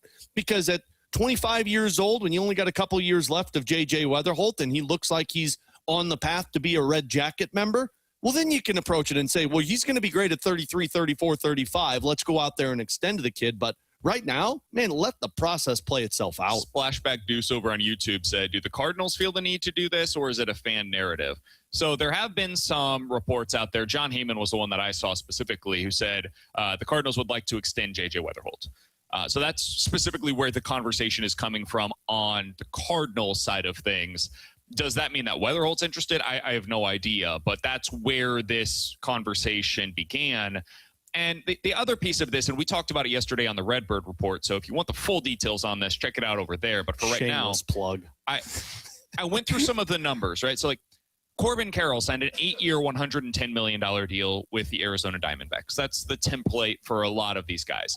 Under that contract, it was basically 2, 4, 6, 10, 12, $15 million. That's what otherwise would have been his entry-level deal with Arizona. Mm-hmm. That's what they signed him to. And then it's 28, 28, 28 in terms of millions of dollars after the deal would have otherwise concluded. So that's where the extension kicks in, is $28 million per year. If you go through it and you check out what's likely to be the case for JJ Wetherholt based upon previous arbitration-eligible contracts for guys like Jeremy Pena, Xander Bogaerts, Willie Adames, Trey Turner, Jazz Chisholm, Gleyber Torres, like for guys that are similar to him in terms of prospect pedigree and just middle infield position. It's roughly 6 years, $35 million that you're kind of looking at for his current entry-level deal. So you would need him to be worth, on that extension, approximately $35 million per year in order for you to actually get upside with the contract if you gave him what Corbin Carroll signed for. I just don't know how likely that is. And I like JJ Wetherholt, but is he really going to be worth $35 million a year in free agency? I don't know, man. Yeah. That's really asking a lot out of him. So I think the more likely scenario here is if the Cardinals sign JJ Wetherholt to a contract extension, I think it would tell you the Cardinals believe that something's going to change in the future with the status of these entry-level deals. Otherwise, I don't think it makes sense for them to do so right now. Maybe later on, as Alex said, it would. Right now, I don't think it does. Yeah, and I agree with what you said there. The Cardinals would be thinking that something's going to change with him down the line where he ends up becoming more of that like Corbin Carroll type player that you're talking about. I just don't know that there's anything to suggest in his profile that he's going to become that guy. And I'm always anti-extension. I think it's best to just play out the process because there's times where, yeah, you might end up where you get surplus value out of the deal because of the contract extension. I think we see a decent amount of time, though, that it doesn't end up being the case, and you actually end up paying more than what you probably would have in the arbitration process. And Wetherholt's one of those guys to where it's just a tool that makes it confusing for me to see how he gets to that point that we're talking about, because his best tool is his hit tool. And what I mean by that is more hitting for average, right? We've brought up the comparison of like a Bo Bichette. You look at Bo Bichette, he's a really good baseball player. He's not a guy, though, that was going to overprice himself through the arbitration process. He got a hell of a deal from the Mets. Don't get me wrong. He got a hell of a deal from New York in free agency. But there's just not many of those type of players that end up becoming star players that have that hit tool. It's typically power that is typically what gets paid in the arbitration process. And Carroll had that. Juan Soto had that. We're talking like 30 home run guys. I don't see that for JJ Wetherholt, and I'm willing to change my mind. Like if by the end of the season he ends up surprising us and hits 30 bombs, or next year he adds more power as he starts to mature and grow into his body, then I'm more willing to have that conversation. But for me right now, I'm not willing to do it. Yeah, I just think if there's a reason to do it, it would be the CBA, and it would require this. This is more of an ownership conversation than it is a Heimblum conversation to me. If they truly believe, like, hey, we're sitting this thing out until there's a salary cap. And there's no other way around this. There has to be a salary cap in the next CBA negotiation, and we're not playing baseball until it's implemented. And the way that we get it is by going to the players and saying, hey, we're changing your entry-level deals. The thing that you've always asked for is to get to free agency earlier. That's the thing that's hurting players maybe more than anything else right now, because these guys get in when they're on average 23, 24 years old. The clubs have 6 years of club control, 7 years at times of club control over them, and they're not hitting free agency until age 30 or 31. And that's for guys that get up pretty early in their careers. And then they get to free agency and teams are telling them, well, you're too old. You're on the backside of the aging curve. We're not going to pay you for what's to come. Or we're paying you rather for what's to come, not what you've already done. So why would I give you a 5-year deal when you're going to be 36 at the end of that thing? We'll give you a 2 or a 3-year deal. And players are like, okay, so you hurt me at the front end of my career when I could make nothing, when I was younger and still in my prime. And now these contracts aren't paying me for what I'm going to be once I finally have been able to reach free agency, which is my contractual right. What is the point of all of this? So if you're an owner, that's your biggest bargaining chip, is going to the table with the Players Association and saying, all right, we're changing this. The setup is going to be more in your favor, but what you're giving us is the salary cap, which has always been the thing that the Players Association has pushed back. And the reason why this might be something that's worthwhile for the players is because, man, there's a whole hell of a lot of players under those entry-level deals. There are more of those Then there are guys that are on the veteran-laden contracts. So when you start getting into Players Association meetings, you're looking at some of the voting process that could take place. That's where you get the players on your side if you're the owner. So I'm fascinated to see what all of this looks like. If that's the chip that the owners are willing to play here, I can understand why the owners are getting ahead of this for some of these teams and saying, hey, we think something's going to change here. Go ahead and get that contract extended right now. I do wonder what that would mean for the guys that are already at the major league level, though. Like, are they grandfathered in? Or is this going to be a scenario where their contracts also change and abruptly end? I don't know. I saw something where Buster, I think it was Buster, tweeted this out. One of the reporters, I'm 90% confident it was Buster, said like he thought there was going to be a process of grandfathering in contracts into this process here that would make it a little bit easier on the players to kind of side with this, to go towards this path. But I think it makes a ton of sense if you're the owners to try and kind of get, if you want a salary cap, the best way to do it is you've got to incentivize the biggest base of the Players Association, right? You got to hit the players that are in these like pre-arb arbitration years and say, hey, we're willing to get you to free agency sooner, but we want to put a cap on this structure here. And if you're those players, you got to be thinking, okay, well, why would I not want to go to free agency? I'm not worried sooner? about the cap because I'm not going to get paid that type of money. I just want to get paid more money And sooner. the guys that it's going to hurt the most are the top end guys, which they're going to like get paid the no matter what. Otanis and the Harpers. And they're still going to get $30 million. Exactly. Like, I don't think McDavid's sore for money in the NHL as we're looking at it at the cap. But who does it really benefit? It benefits like the Brandon Sodds who are getting $4 million, whose salary is increasingly going up slightly because that middle market moves with the cap as well. Compared to baseball, that middle market's been about the same for the last like decade here, where they're just kind of sitting in your typical like $5 to $10 million for your position players. And I also have to imagine it incentivizes maybe faster movement through the minor league system, because for guys that are going to have to pay them sooner when they're younger players, you want to see what they are quicker in the major leagues before you go give them that contract. He's Alex. That's T-Bone. I'm BK. Coming up next, we've got a big storyline in the college basketball Final Four that is now out the door. We'll tell you about it, the latest news in college basketball. It's a big one next year on 101 ESPN.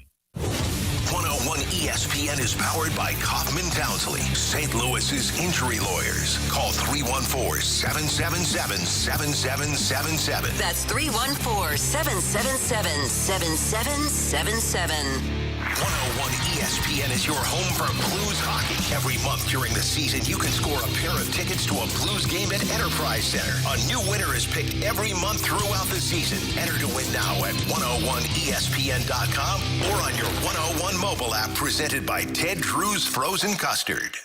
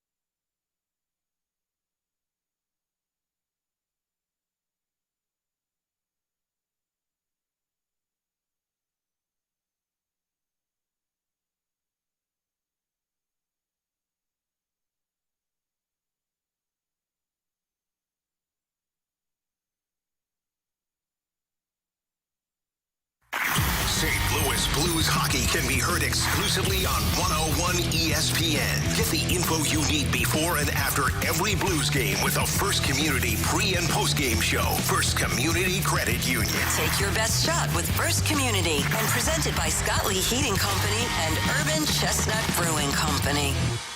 101 ESPN Sports Center. Cardinals motor into D-Town. I'm Bradford Bruns. Your SportsCenter update is powered by Saliga Heating and Cooling. Michael McGreevy gets his second start this afternoon at Detroit, beginning a 3-game series and the Redbirds' first road trip of 2026. Right now, it's scoreless through 2+ innings as Framber Valdez has retired all 8 STL batters he has faced. Tonight, 101 ESPN prioritizing pucks. Blues Ducks battling shortly after 9 o'clock. St. Louis entering play 5 points behind San Jose for that second Western wild card. Fastlane guest Jim Montgomery acknowledging such dwindling odds. 3 teams that are 4 points ahead of us, and if they go 6-2, if we go 7-1, they beat us. So, you know, we know that it's not the easiest situation we've put ourselves in, but we do go one game at a time, and we don't look at the 8-0 part. Your SportsCenter update was presented by Saliga Heating and Cooling, a Daikin heating and air conditioning dealer. This is BK and Ferrario on 101 ESPN, broadcasting live from the E&B Granite Studios at the Centene Community Ice Center, presented by Bud Light and Skimmer's Original Vodka Iced Tea on 101 ESPN.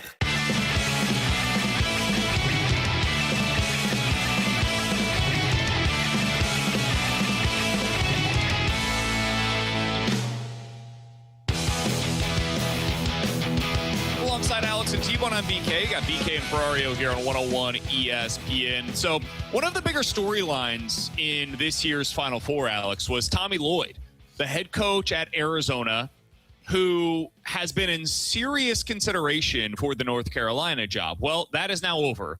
Tommy Lloyd, according to multiple reports, the Arizona head coach has turned that job down and has signed an extension to remain the head coach at Arizona. Man, it's got to be great to be wanted as a coach in college basketball. It's how you get raises. I mean, it's what it was in college football this past year, right? You get raises by people wanting you. And LSU got a whole hell of a lot of coaches, some big extensions. Mm-hmm. So one of the kind of trickle-down effects is, one, I just don't know what the appeal is anymore of coaching at one of those blue blood jobs. Now, don't get me wrong. If you're coaching at Butler, I'm not saying this as any disparaging comment at the school that I'm about to say, I promise you, but like SLU, you have to take North Carolina. I was wondering where he was going with it. Like if you've got VCU, SLU, that level of job, a group of 5 in power football, if you're at one of those gigs, I get it. That's a step up from where you're at. But if you're at Arizona or Illinois or even like Michigan's coach, if you got that job right now, those jobs are every bit as good as going to North Carolina. You know, as long as your administration is willing to give you. It's why I think you saw Curt Cignetti stay at Indiana in college football. If you've got the NIL support, the expectations are a little bit lower. You become a legend at those respective programs. That's as good of a job nowadays as one of these blue blood jobs. So I get it. I understand why Tommy Lloyd decided to stay out. Yeah, I mean, why wouldn't you stay when you're already at the Final Four right now with a program that's paying you money and giving you enough funds to go out there and get whatever players and whatever style you want to go with? I mean, I'm with you. Like the allure for me, who grew up like North Carolina fan because of the history around it. Like if I'm in that position, it's like, oh yeah, I could just go be a part of that. Are you kidding me? But I don't think that's there anymore because you can really win as long as you've got the funds necessary to keep you competitive in the NIL and the transfer portal. So I really think the only allure of taking those jobs is if you have some type of tie to that group or history, or if they're willing to give you a ton of money. Otherwise, I don't see why there's an allure anymore. Yeah, I don't know that there is, and I'm with you guys. Most of these schools now, for the most part, can try and do their best at matching it, or at least keep you happier and put you on somewhat of a playing field. Right, and I think we saw this in, as you mentioned, with Curt Cignetti at Indiana. Nobody would have thought Indiana could be able to get to the same playing field as some of the big SEC schools, but they've been able to give him the NIL funds that he needs and build the staff that he needs to try and win football games there, which would have been an afterthought just 3 years ago, before Signetti even arrived. So, yeah, I don't see the allure of the blue. That's why I found it shocking when Lane Kiffin decided to leave for LSU, because I thought there's a chance he was going to stay at Ole Miss because he's going to have the money. There's less boosters that you have to please. And as we saw with the team that he built that won without him and almost got to the national championship game, you can build that kind of program there, right? And though LSU, yes, is still a blue blood and, yes, does have the money, maybe the most money to spend in the SEC. I was about to say, that one to me is one of those jobs that is a little bit different because of the resources they're willing to throw at it. North Carolina hasn't been operating that way. Yeah. UNC has been operating like any other team, and they just believe that their history is going to be enough. Man, that's not the case anymore. Like, guys are going to BYU for NIL. Guys are going to like Memphis for NIL. Well, Rutgers and Maryland are starting to spend more money in college basketball. I can't remember if it's Maryland or Rutgers, but one of those two has a top 50 recruit coming in this season. I mean, last year it was Rutgers who had two lottery picks on their roster. The team wasn't very good, but they had some legit NBA talent on their roster. Yeah, so it is getting to the point where, there might be one school that can still prove that, hey, this is a blue blood program because we've adjusted. Duke might be that team. To the NIL. Yeah, Duke in basketball and LSU, to your point, is probably that team in college football. We'll see if, whenever Kirby or DeBoer is out, if Georgia and Alabama can still remain in that conversation. But, yeah, I agree. I think it's a lot harder to remain that blue blood status because of NIL. And all these other schools, like I said, they may not be able to spend the same money as LSU, for example. Man, Lane Kiffin proved he can put a fighter's chance together at Ole Miss, and that team got to the playoffs and almost got to the college football championship. I do think that's what some of the draw would be to go back there. I mean, you do become a hero, or at least somewhat of a hero, if you can go back to those programs and put them back into at least some type of respect. Blood. Yeah, to be able to go there and put some respect back onto it. Or are you saying blue blood? I'm saying blue blood.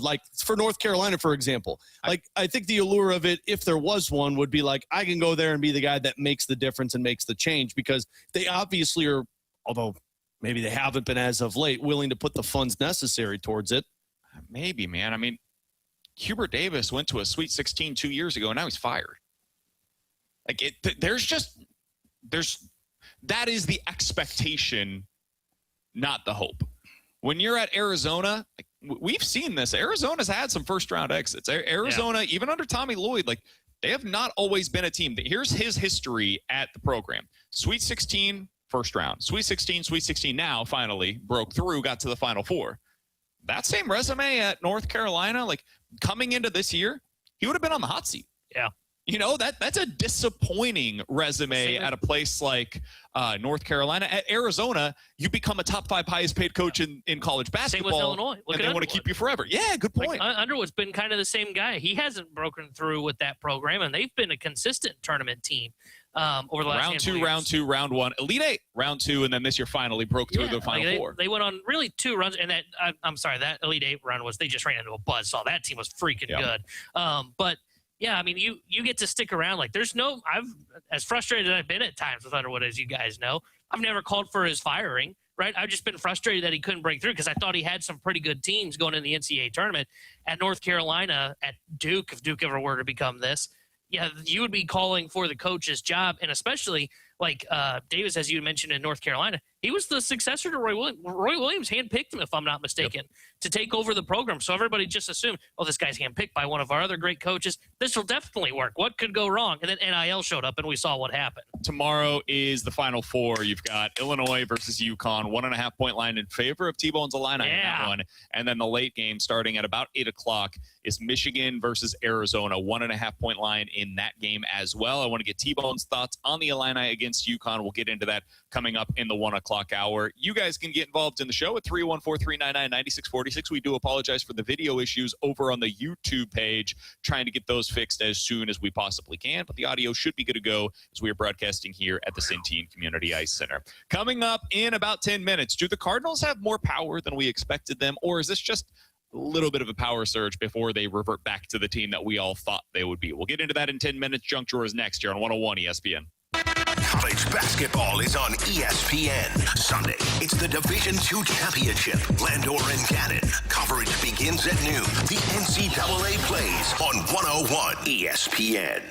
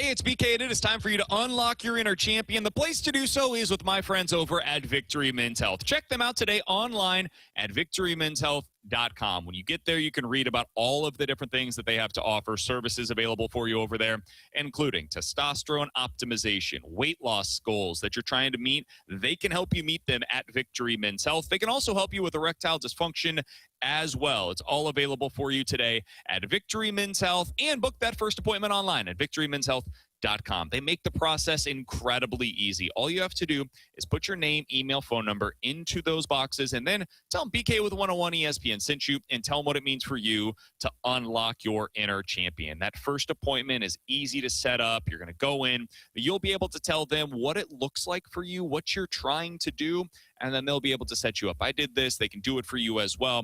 For me, what it meant is they send me a personalized box each and every month with exactly what I need to supplement me, to give me my inner champion. They can do the same thing for you. It's all available today at Victory Men's Health and online at victorymenshealth.com.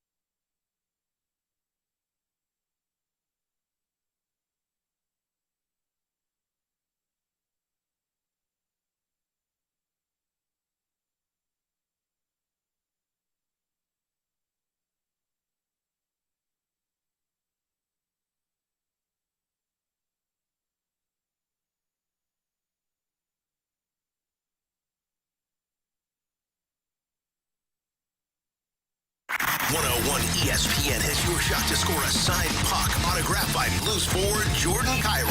Kyrou is speed. Enter to win now at 101ESPN.com or on your 101 app, powered by Dobbs Tire and Auto Centers.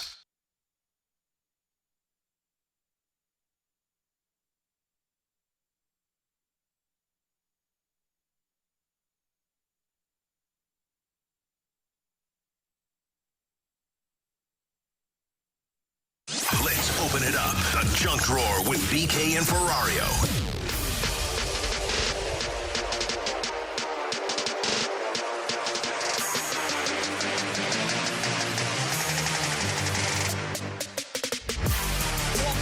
T1 on BK. You got BK and Ferrario here on 101 ESPN. All right, we've got to discuss what was a big conversation locally here in St. Louis over the last 24 hours. We didn't talk about it yesterday because, frankly, there was a ton that we needed to get to with both the Blues and the Cardinals. But here's what it sounded like on SNY, the Mets broadcast, as they were in town the other day playing against the St. Louis Cardinals.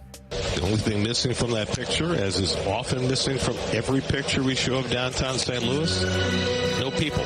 No people. Well, you know, they want it to look picturesque. You can see a car driving by on the right. That's the only sign of life. But there's never anybody walking around in downtown St. Louis. It's not very often, you're right. It's like, remember the old neutron bomb that wouldn't knock down buildings but just would eliminate all the people? It's like one of those hits St. Louis. I've seen a lot of people get kind of sensitive to this. I have too, and I don't understand why. Listen, man, are there people that walk around downtown St. Louis occasionally? Yes. Are there specific areas where you can definitely see them? Over by the Arch Grounds, which they've done a fantastic job of renovating, in my opinion. Yeah, absolutely. Over at Ballpark Village, especially prior to opening day, we were down there. It was amazing. Yeah. The atmosphere for that was incredible. I talked about this last year going into the Savannah Banana game. Like, it was a buzz unlike anything you typically see out there. If there is a game that is about to be played, even, yes, here in St. Louis, you can still see it. But let's be real, man. There's a lot of work that needs to be done in downtown St. Louis, and I've been kind of taken aback by the number of people that push back against that idea. Am I walking into a different downtown than the rest of you guys? I want it to be amazing. I would love nothing more than for downtown St. Louis to be a thriving area where people want to live and go for their activities. It ain't that right now most of the time. It's just not. If it's a Cardinals game in Detroit, like, I beg anybody, go down. It's a Friday. Decent weather here in St. Louis, right? Go downtown today and go check out what it's like, and then go into the same kinds of areas in Nashville or in Indianapolis or in Kansas City, and then go tell me what you think is the better downtown area right now that is thriving. It's not this one. I would love for that to be the case. I love downtown areas, Alex. It's just not, that's not St. Louis right now. And so, like, I don't know if that makes me a hater or something, because apparently this has become an unpopular opinion. But I mean, I don't know. Somebody born and raised in St. Louis, anytime you take a shot at St. Louis, people get very defensive of it. And I mean, I can say that because I've done it before. But this is one I don't get defensive over. Like, yeah, downtown sucks. Like, it's not fun to be down there. There's nobody down there. I mean, let's call a spade a spade. At most times, it's not safe to be down there. I want it to look like what Nashville looks like. I want it to look like what all of these buzzing downtown areas look like. It's not. But there's a lot more underlying issues as to why we can't have it that way than it's just a matter of, oh, wow, nobody wants to be down there. The part that I'm surprised by, a lot of pushback that I saw when all of this went down, was people being offended that it was another broadcast team saying it about the city. And why wouldn't they say it about the city? I think that's what makes it kind of funny to see, is that I think everybody, for the most part, not everybody, but a decent chunk of St. Louis kind of agrees with what was said. It's just the idea of, like, it's like someone coming into your house and going, man, your house is kind of dirty. Yeah, and, but like, if my house was filthy, I know, but you know I'd it's true. appreciate But you it. don't appreciate it when someone walks in and it's like, man, this place is kind of gross. I can't believe I'm here for dinner. That's how that's So kind it's of like how I if you know see your it. little brother's annoying, but if somebody else says your little brother's annoying, you kind of got to that's step not up acceptable. for it. Yeah, you like. Okay. Yeah, you agree, but you can't, like, be the big brother and, like, let that fly from a guest. I mean, and I guess that's just a personal thing, because, like, if somebody in your scenario walked into my house and said, man, it's dirty in here, I think I'd have a little bit of self-reflection of being like, oh, God, it is kind of dirty. Why don't you around invite here. me over and let's see? Maybe, Yeah, but why if don't it's you invite actually... me over and we'll see. I can See how promise you you my really house ain't- react. I can promise you it's messy. It ain't dirty. But, like, yeah, you don't appreciate it. But if my house is dirty and somebody is telling me my house is dirty, guess what?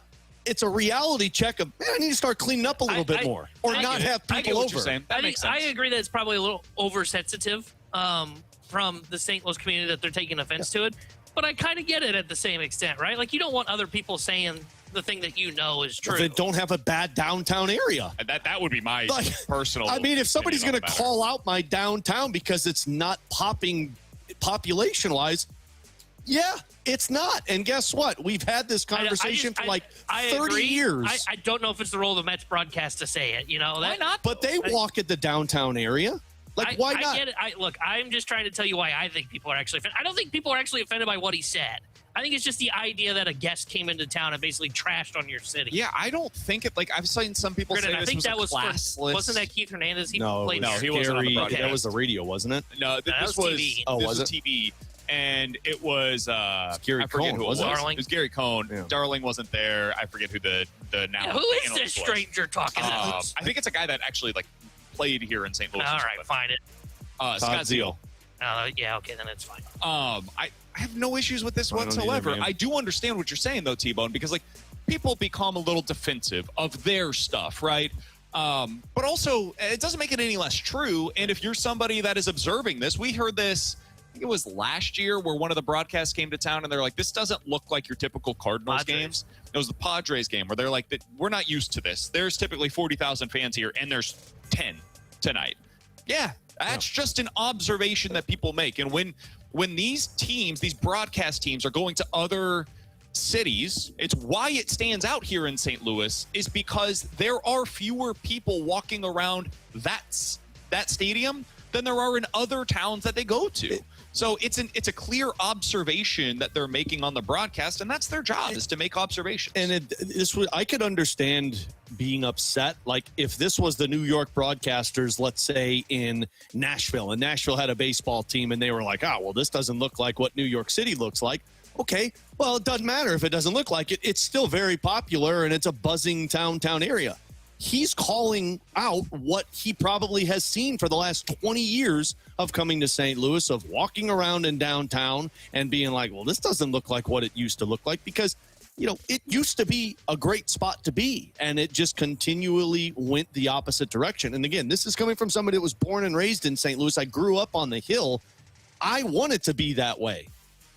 But I'm not going to get upset over somebody calling out my city being a ghost town when it honestly kind of is in the middle of the day. Somebody on the text line brought up from the 636, drive from Broadway to Kings Highway along Market. It's a great deal of new development. There are things that are being done. They're trying. There has been more done, I would say, in the last 3 to 5 years downtown than there was in the previous maybe decade combined. I do sincerely appreciate that there is thought being put into place. I think it's been great what they've done with Union Station. I think what they've done with the soccer stadium and that surrounding area is awesome. The Ballpark Village area, I have no issues with that right now. I mentioned the Arch Grounds. They've done a fantastic job of making that a better area. What they're doing right now with the Millennium Hotel, thank God, it's about damn time that they're able to get rid of that thing. But not wrong. There's a lot more to be done. And it's going to take a lot of time. We know that. I think a lot of people will look at the city-county merger that hopefully is actually growing some legs right now as something that can potentially help there. But, yeah, they said the thing that we all know to be true, and I've been really surprised. And T-Bone, I think what you said there is fair. People are looking at it like, hey, this is our stuff. We can make fun of it, but you can't. But it doesn't make it any less true. Coming up in about 15 minutes, we'll get into One's Gotta Go. Scott Wheeler of The Athletic. He's a prospects guy from the NHL. We're going to talk to him about the Blues prospect pool right now and want to ask him about what this draft is like. Are the Blues missing out if they don't end up with the top 2 pick in this year's class, or is it deeper than that with legit premium talent? We'll talk to Scott Wheeler about that coming up at 1:30. But next, can the Cardinals have more power than we expected them to? Maybe if you believe the early season results. Maybe not if you don't. We'll talk about it next year on 101 ESPN. Stupiracy. It's the podcast where stupidity and conspiracy collide. And in our latest episode, Riz and I revisit one of the most infamous moral panics in history and ask a question that sounds ridiculous. Were the Salem witch trials fueled by moldy bread? Stupiracy Season 2 is out now, including our latest episode discussing the Salem witch trials and the moldy bread mayhem. Listen wherever you get your podcasts or watch on YouTube. Presented by CarStar, your auto body repair experts. Locally owned with a nationwide guarantee. Visit carstar.com.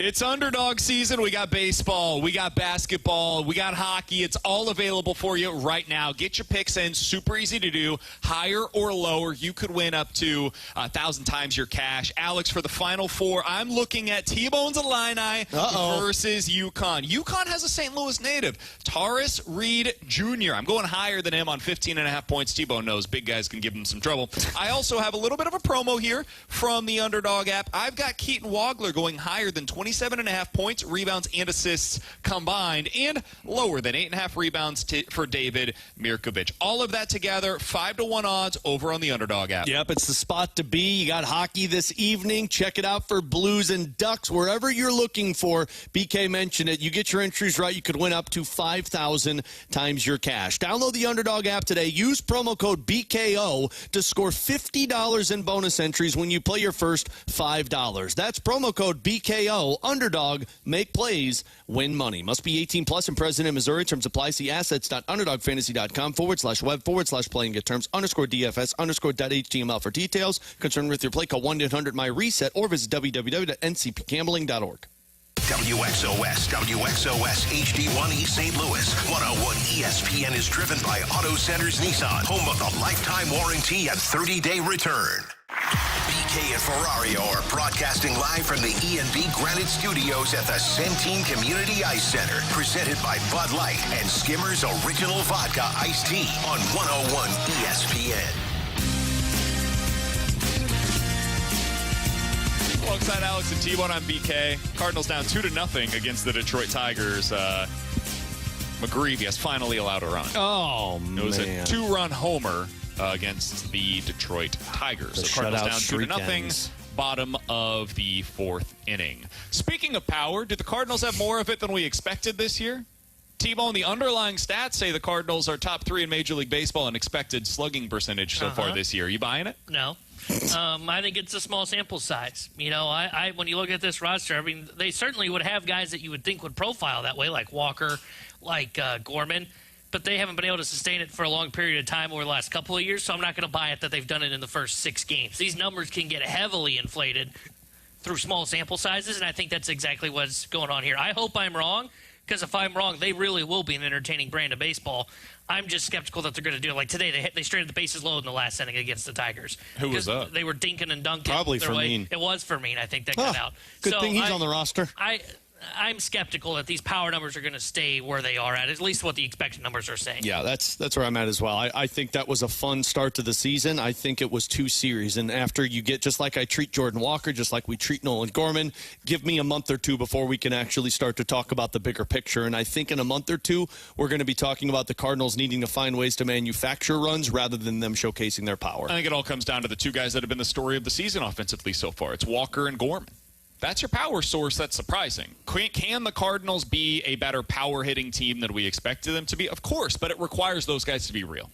If they are, and Walker can be a 25 home run hitter this year, and Gorman can take that next step and be a 30-plus home run hitter, well, those are guys that we were thinking coming into the season might not even be in the lineup when we get to July.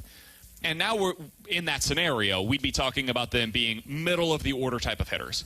I think we know what Herrera is. He's a good hitter that's going to hit for power. Burleson, good hitter that's going to hit for some power. So if you add 2 more players to that, and then JJ becomes, 15 to 20 home runs or somewhere in there, that range, all right, yeah, that's a better power hitting team than any of us expected them to be. I think your answer to this question really just comes down to, are you buying it? Do you believe what we've seen thus far? And it's a remarkably small sample size. I totally understand if your answer is no. For me on Gorman, I kind of am. I think the power might be real with him this year. Now, I don't know what it means for his average. I think he's still going to strike out more than you want him to. But with Walker, I consider me still skeptical. Well, I like what we've seen, but I'm still very skeptical. Well, and with Gorman, because of how they're handling it, is just going to be power against righties. But that's like 80% of the at-bats season. But, I mean, that's fine. As we've seen across, they won't be in this, but October baseball, why are left-handers so valuable? Because of how many righties you see in the postseason. Exactly. So, I'm okay with that. He might start, I don't know, 5 days a week, maybe some weeks it's 4. But in those other 1 to 2 games a week that he doesn't start in, he's still going to get into the game because by the time you get to the bullpen, you're going to see at least a righty, maybe multiple. And that's when he comes in for Urias, who's probably starting for him that day, and you get at least an at-bat or 2 the rest of the game. So he's going to get 500-plus plate appearances if he's healthy this year. And in the event that he does, he'll be able to hit plenty of home runs. Like, you could probably see 30-plus if the power that we've seen so far is real and he's able to access it. Pretty forgivable there. Huh? I said plenty's pretty like asking a lot there. What do you mean? Like, I don't think he's going to hit plenty of home runs. I think he'll hit a decent amount for you. Plenty seems like a little aggressive. You think 30 home runs is plenty? I think 25 is realistic for him. That's fair. I mean, it's a difference of 5. It's basically like, do you buy into what we've seen or not? And if you're, again, I'm not saying anybody has to.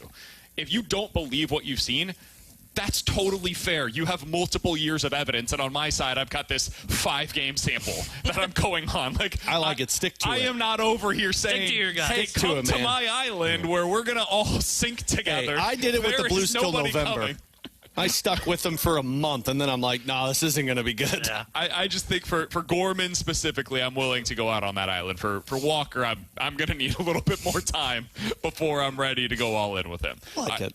Coming up next, let's get into One's Gotta Go. You give us 4 options, we'll tell you which one's got to go here on BK and Ferrario.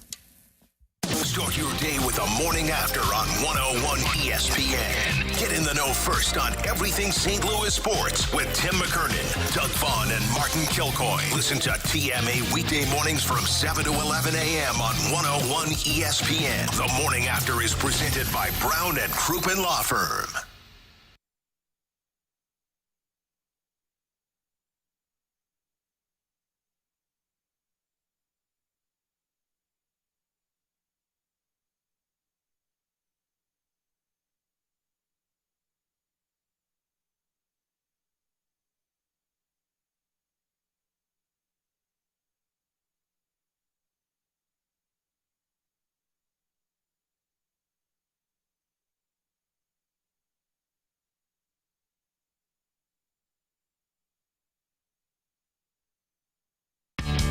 You rely on your vehicles for getting to work and school, for getting groceries home, for everything.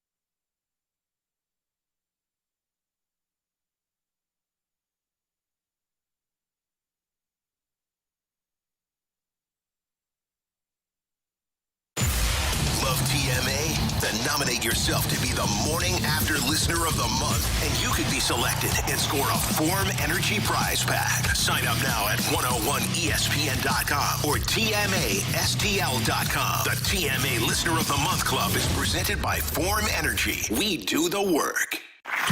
Broadcasting live from the Centene Community Ice Center inside the E&B Granite Studios. This is BK and Ferrario on 101 ESPN. Presented by Bud Light and Skimmer's Original Vodka Iced Tea on 101 ESPN. This is BK and Ferrario. Time now for One's Gotta Go. We offer up the talking points, and you get to pick which one's gotta go on 101 ESPN.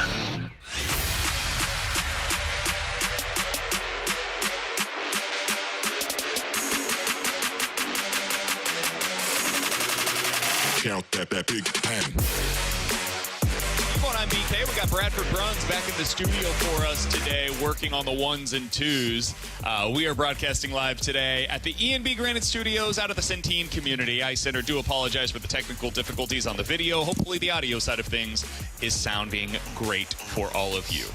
At least as good as it can be when we're the three that are talking on the air. I think our voices are better than our faces. 399-9646. That's the Air Comfort Service text line. You give us 4 options. We'll tell you which one has got to go. One's got to go. Family Guy, South Park, The Simpsons, or King of the Hill? King of the Hill. Never liked King of the Hill. Simpsons would be up there, too. Didn't like Simpsons for the longest thing. Yeah, I never got into The Simpsons. Oh, I enjoyed The Simpsons. Yeah, I like raunchy humor, as you could tell with Family Guy and South Park. You like Jackass. That's some raunchy stuff. Yeah, there's a new one that's coming out. Can't wait for June. I would say probably King of the Hill as well. Same. Is that because you don't like being compared to? Yeah, kind of. On there? Yeah. Somebody sent a GIF of that character in his underwear, and I was like, yeah, that's T-Bone on tomorrow. This is why it's got to go. One's got to go. Baseball rules. Pitching clock, ghost runner, or challenges, or replay. Sorry. Pitching clock, ghost runner, challenges, or replay. Which one of those 4? I think all of them are great because they make the game go faster. I guess the ghost runner would probably be the one that you'd get rid of. But go replay. I don't think they've implemented it well. I think there are things that should be allowed that aren't, and things that should not be that are. So I'd go replay would be the one that's got to go. I'm totally cool with the other 3. I don't have an issue at all with the ghost runner. I understand the annoyance for some people, but I think it's valuable. When you're in the regular season, I think it's totally fine to play this way. Hockey has 3-on-3 overtime, and then they go to a shootout. Soccer has shootouts. We see it in the NFL where you go into this like sudden death scenario. No, that's not representative of what an actual NFL football game is, but you got to do what you got to do. You got to end the game eventually. So I'd go replay. See, I would get rid of the challenge one. I'm assuming they're referring to ABS. I'd get rid of that.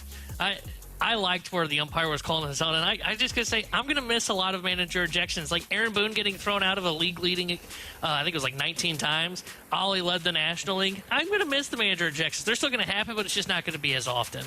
314-399-9646. That's the Air Comfort Service text line. One's got to go hockey movie edition. Miracle, Mighty Ducks, or Slap Shot. Oh God, this one's I would get rid of Slap Shot because the other 2 are just too elite in my opinion. I don't know if I've ever seen Slapshot. It's a good movie and it's got some good one-liners. It's definitely a generational one. Gotcha. That I don't think hits for us as much as it does for our dads. I can remember watching Mighty Ducks on, what was it, like VHS tape? I can remember watching that. Mighty Ducks 2 was better than Mighty Ducks 1. 314-399-9646. That is the Air Comfort Service text line. One's got to go. Blues Rookie Edition. There are 5 of them.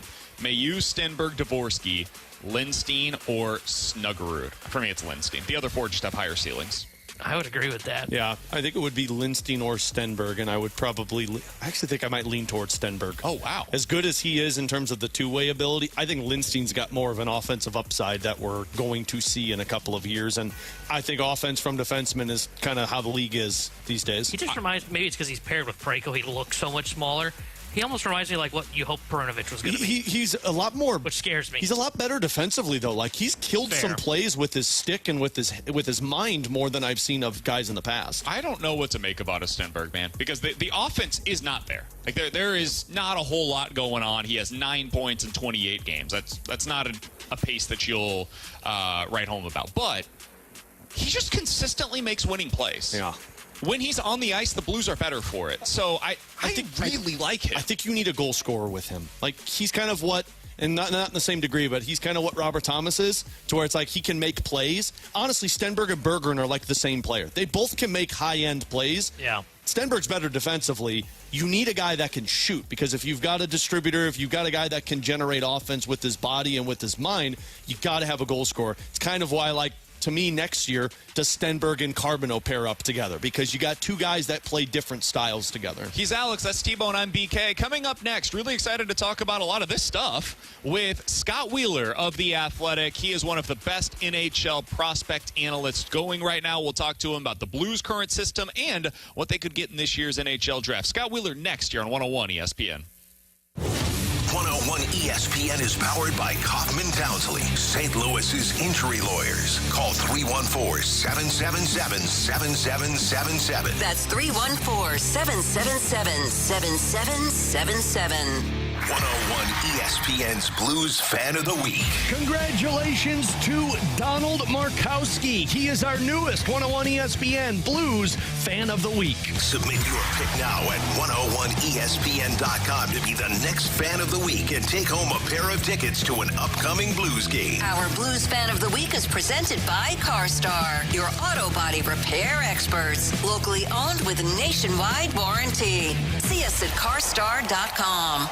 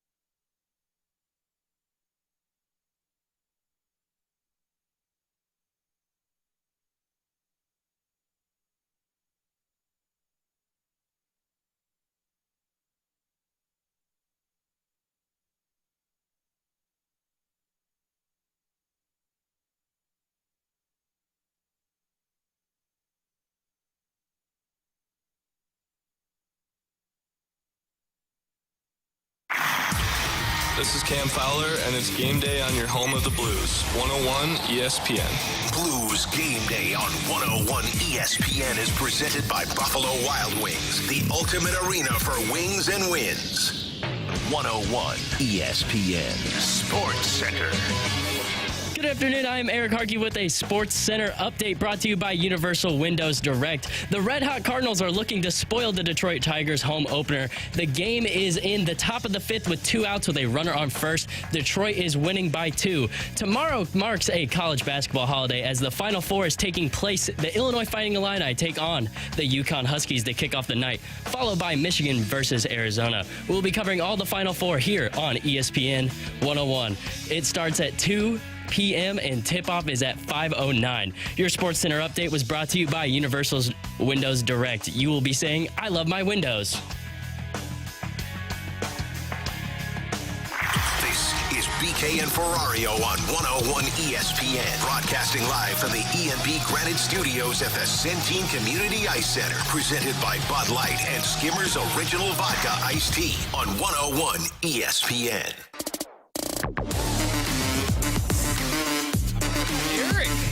On the Sports Is that his Center first update. one? I think so. Look at you go, Eric. New hire Eric helping us out today in studio. He is training today with Bradford Bruns. Appreciate him doing that. Already better than T-Bone. We are going out to the Callier and Thompson hotline to be joined by our guest, Scott Wheeler. He does prospect rankings over at The Athletic. That's where you can read all of his fantastic work. Put together his ranking of the Blues prospect list earlier this week. Scott, appreciate the time as always, man. Let's start out with kind of an overall picture of the Blues system right now. Where would you say they rank in the NHL for anybody that has not seen your piece over at The Athletic? Yeah, so each year around this time, I do 32 pool rankings at The Athletic as part of my work. And this year, they landed at number 10. That's up from number 14 a year ago. And that's a little generous because I decided to continue to include Dalibor Dvorsky, who has all but established himself as a full-time NHLer and will no longer be viewed as a prospect coming out of this season. So this will probably be the last time that Dvorsky appears in the list in this format. But they've done a really nice job over the last few years to strengthen the pool, and they've done it without really drafting at the very top of the draft, which is where most of the teams in the top 10 of the countdown have sort of frequented, if you will, over the last few years. I like Justin Carbonneau a lot, who they drafted number 19 last year. I like Adam Yurchek. Well, Adam Yurchek has grown on me. There was a time where I wondered about Adam and some knee issues that he's dealt with and injury troubles that he's dealt with. Logan Mailloux is interesting. Theo Winstein and Otto Stenberg, St. Louis Blues fans are now getting familiar with in the NHL. So there are some pieces to the puzzle there. They acquired goaltender Marcus Gidloff at the deadline this year from the New York Islanders, and Gidloff has a chance to be an NHL goalie. They still don't have, outside of maybe Carbonneau, don't have a true game breaker in the system, but there are 6, 7, 8, potentially 9 sort of future NHL players there. They also acquired a Russian by the name of Dmitry Buchelnikov at the deadline this year from Detroit, who's got a chance to be a sort of complimentary offensive winger. Lucas Fisher has had a nice year with the Sioux Greyhounds in the OHL and junior hockey up here in Canada. So there's some quantity and some quality there. Scott, I was going to ask you about a couple of those Russian players that I know Blues fans don't really get the chance to see, and I'm curious how much you really get to see them because they play over in the KHL. You mentioned Buchelnikov, but they also have Matvei Korotky, who I know a ton of Blues fans were hyped about in the early portion of the season. And then they got a defenseman over there as well that I've heard the Blues talk pretty highly of in the past. So Korotky didn't actually appear on my list this year. It's a top 15, and that's kind of the cutoff. He would have been probably 17th if I were to have extended the list. Korotky has had a really promising year, like as productive as Buchelnikov while being a little bit younger. I view the players differently, though. Buchelnikov is a highly, highly gifted player with the puck in his hands. He's a power play guy. He's a skill guy. Korotky is different in that it's more of a what you see is what you get game. He scored at a good clip this year, had double-digit goals in the KHL this year as a 20-year-old player. All of that speaks to a positive trajectory. But I do wonder what the next level looks like for Matvei. He's a player who I think probably tops out as a second-line AHLer. I'm just not sure he has everyday full-time NHL player in him. Now, he could continue to take steps. The Russian players typically stay with their KHL teams for longer than any other sort of nationality, if you will. The KHL has a way of holding on to those guys. It's a top level in Europe. So he could be one of those kids who stays there until he's 23, 24, 25 years old. That's not uncommon. And then you come over after that and you either step right into the NHL or you're a top AHLer immediately. But it's going to be a process with Korotky, whereas with Buchelnikov, he's a little further down the line. He's 22. Now, Buchelnikov has re-signed with his club, and so that complicates things a little. But Buchelnikov just feels a little closer to the NHL in terms of, or at least coming over and playing a top 6 role in the AHL because he's sort of a couple years further down that path. Scott Wheeler joining us here on 101 ESPN. You could read all of his work about the NHL prospects, especially about the Blues right now over at The Athletic. Scott, I did want to ask you about the guy that you said might be the only real game changer that the Blues have in their system with Justin Carbonneau. You wrote, he's quite skilled enough to project to be a strong and productive top 6 forward. What do you think the ceiling looks like here for Justin Carbonneau? Well, I think you hope that the ceiling is a 30-goal scorer. Like the Blues are going to need that from one of these guys. Obviously, Jimmy Snuggerud is on that trajectory as well, but they need more than just Jimmy Snuggerud. And even if Dalibor Dvorsky gets close to that, they're going to need more than both of those guys in order to come out of this next chapter under Alex Steen as an organization that's ready to contend again, right? And they might even need one of those guys to be more than just a 30-goal scorer. Like they might need one of them to develop into a true star. Dvorsky's got the two-way attributes. He's the center. The other two are wingers.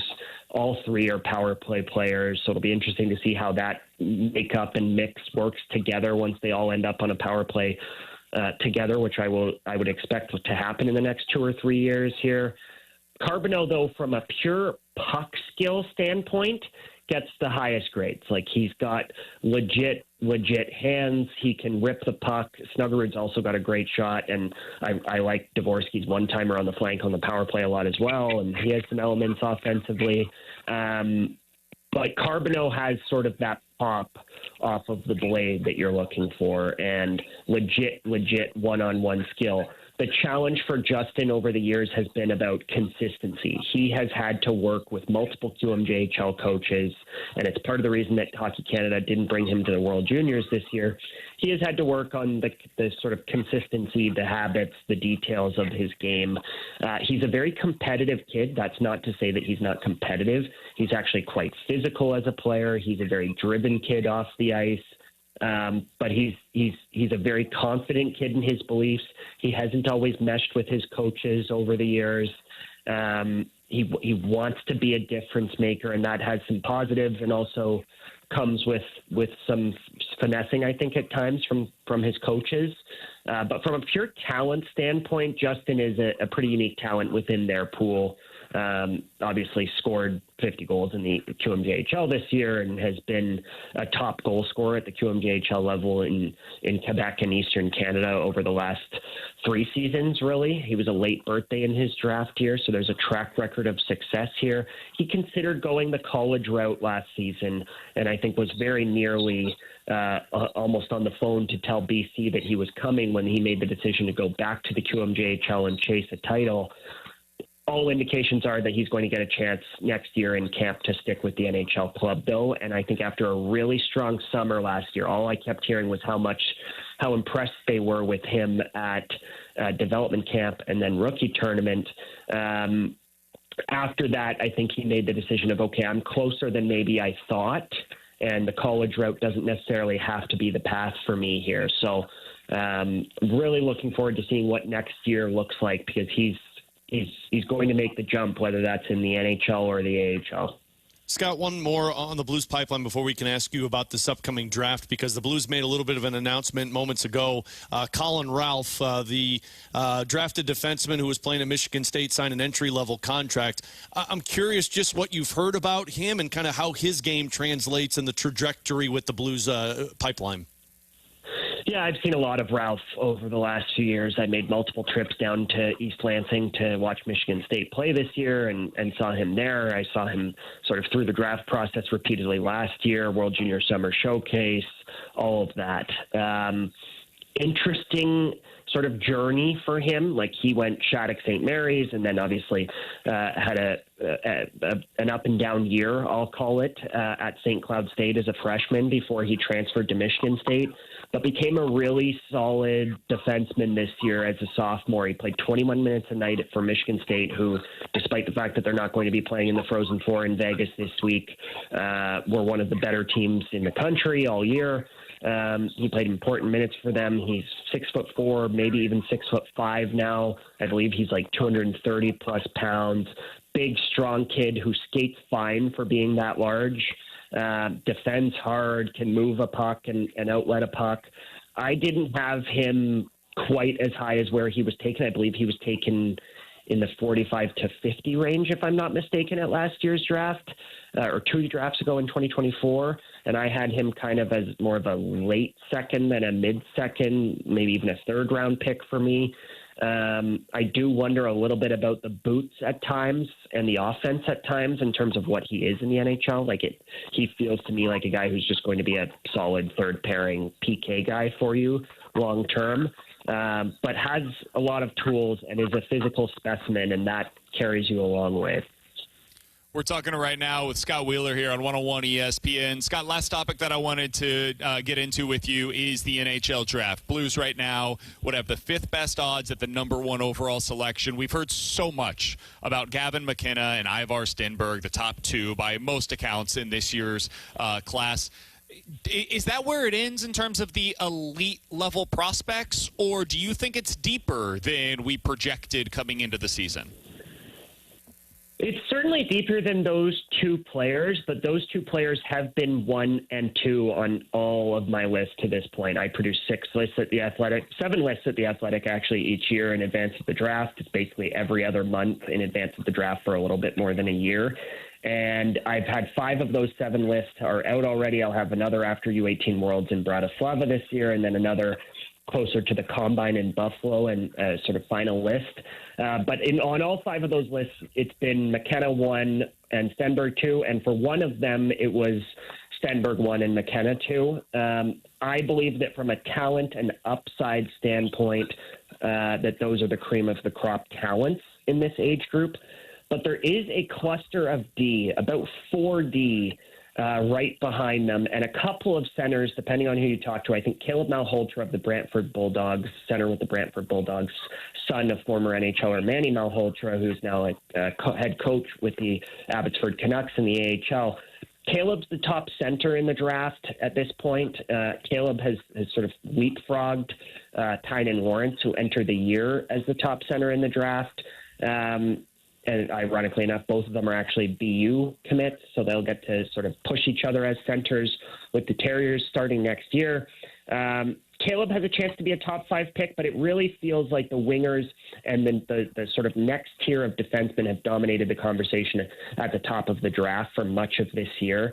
It began with Keaton Verhoff, North Dakota defenseman, who's going to be playing in the Frozen Four in Vegas this week as the presumptive top defenseman in the draft, and that has shifted over time. I think there's still a chance that Keaton is the first defenseman taken and goes 3rd or 4th overall, but there are other defensemen now in that conversation. Chase Reed of the Sioux Greyhounds in the OHL has been on a meteoric rise after making the move to the OHL from the NAHL, which is kind of a Tier 2 junior league, last year, and playing huge minutes. Like, I'm talking 25, 30 minutes a night for the Sioux Greyhounds over the last 2 seasons, to excellent offensive results and increasingly better defensive results. Chase is right there in that conversation with Keaton now at the top of the draft, and so is Albert Smits and Carson Karls. Karls is a defenseman in the WHL who I expect we'll be hearing an announcement from in the coming weeks here in terms of his college commitment. Really sort of a firm, harder-nosed defender than some of those other D. And then Smits is a 6'3" defenseman who has played professional hockey successfully and played at the Olympics successfully as a teenager this year, both in Liga in Finland and now more recently in the DEL in Germany, and has played very well at both of those levels and has both some offensive talent and just a lot of projectable attributes as a 6'3" defenseman who can skate and has some competitiveness and defends well.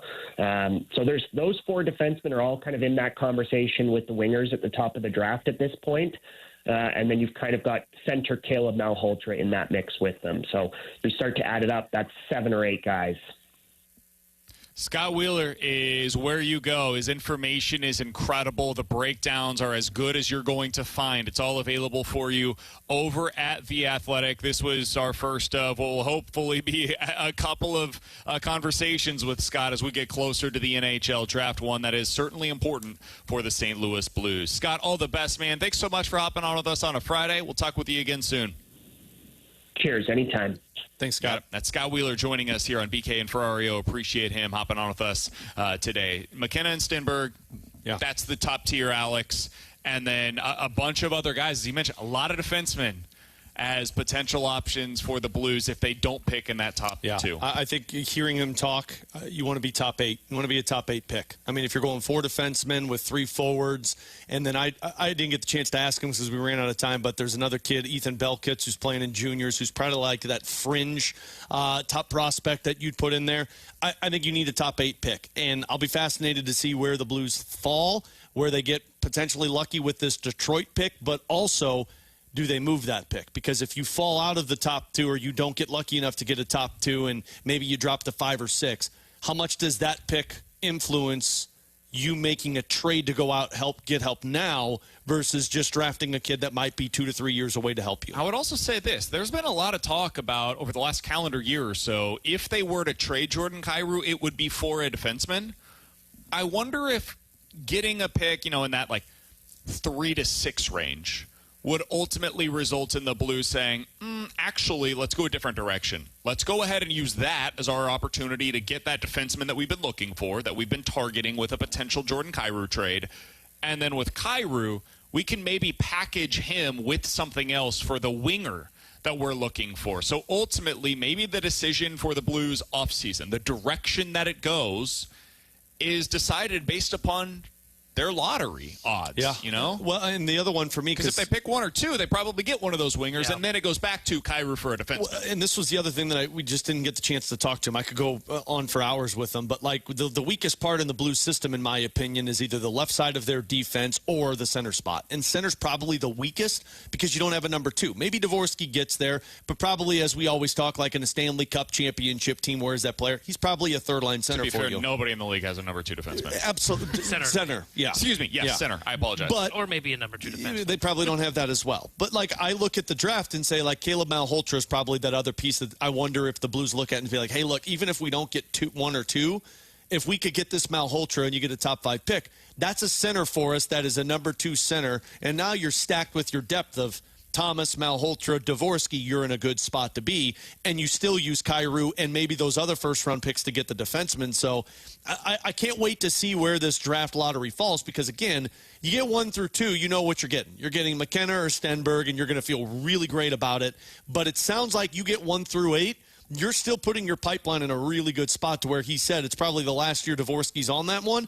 Man, you could be adding 2 top-tier prospects to your system and keep you in the same spot. If you guys missed any of our conversation with Scott Wheeler, Mike McKenna, or Brad Thompson, you can find all of it over on the podcast page, 101ESPN.com, and the free 101 ESPN app is where you go to find it. It's all sponsored by Schaefer Door Company. That 101 ESPN app is super easy to use. It is free to download, and it is sponsored by Dobbs Tire and Auto Centers. When you go over to the podcast page, you can also find the latest edition of the Last Minute Blues podcast or the Redbird Report. Coming up next, we'll hit the rewind here on 101 ESPN. The Blues play on 101 ESPN. Big save on one end. Tie game on the other. Tonight, Blues and Ducks. Pre-game at 8. Puck drop at 9. Score! He tucks it in with a great move. This is your exclusive home for Blues hockey. 101 ESPN.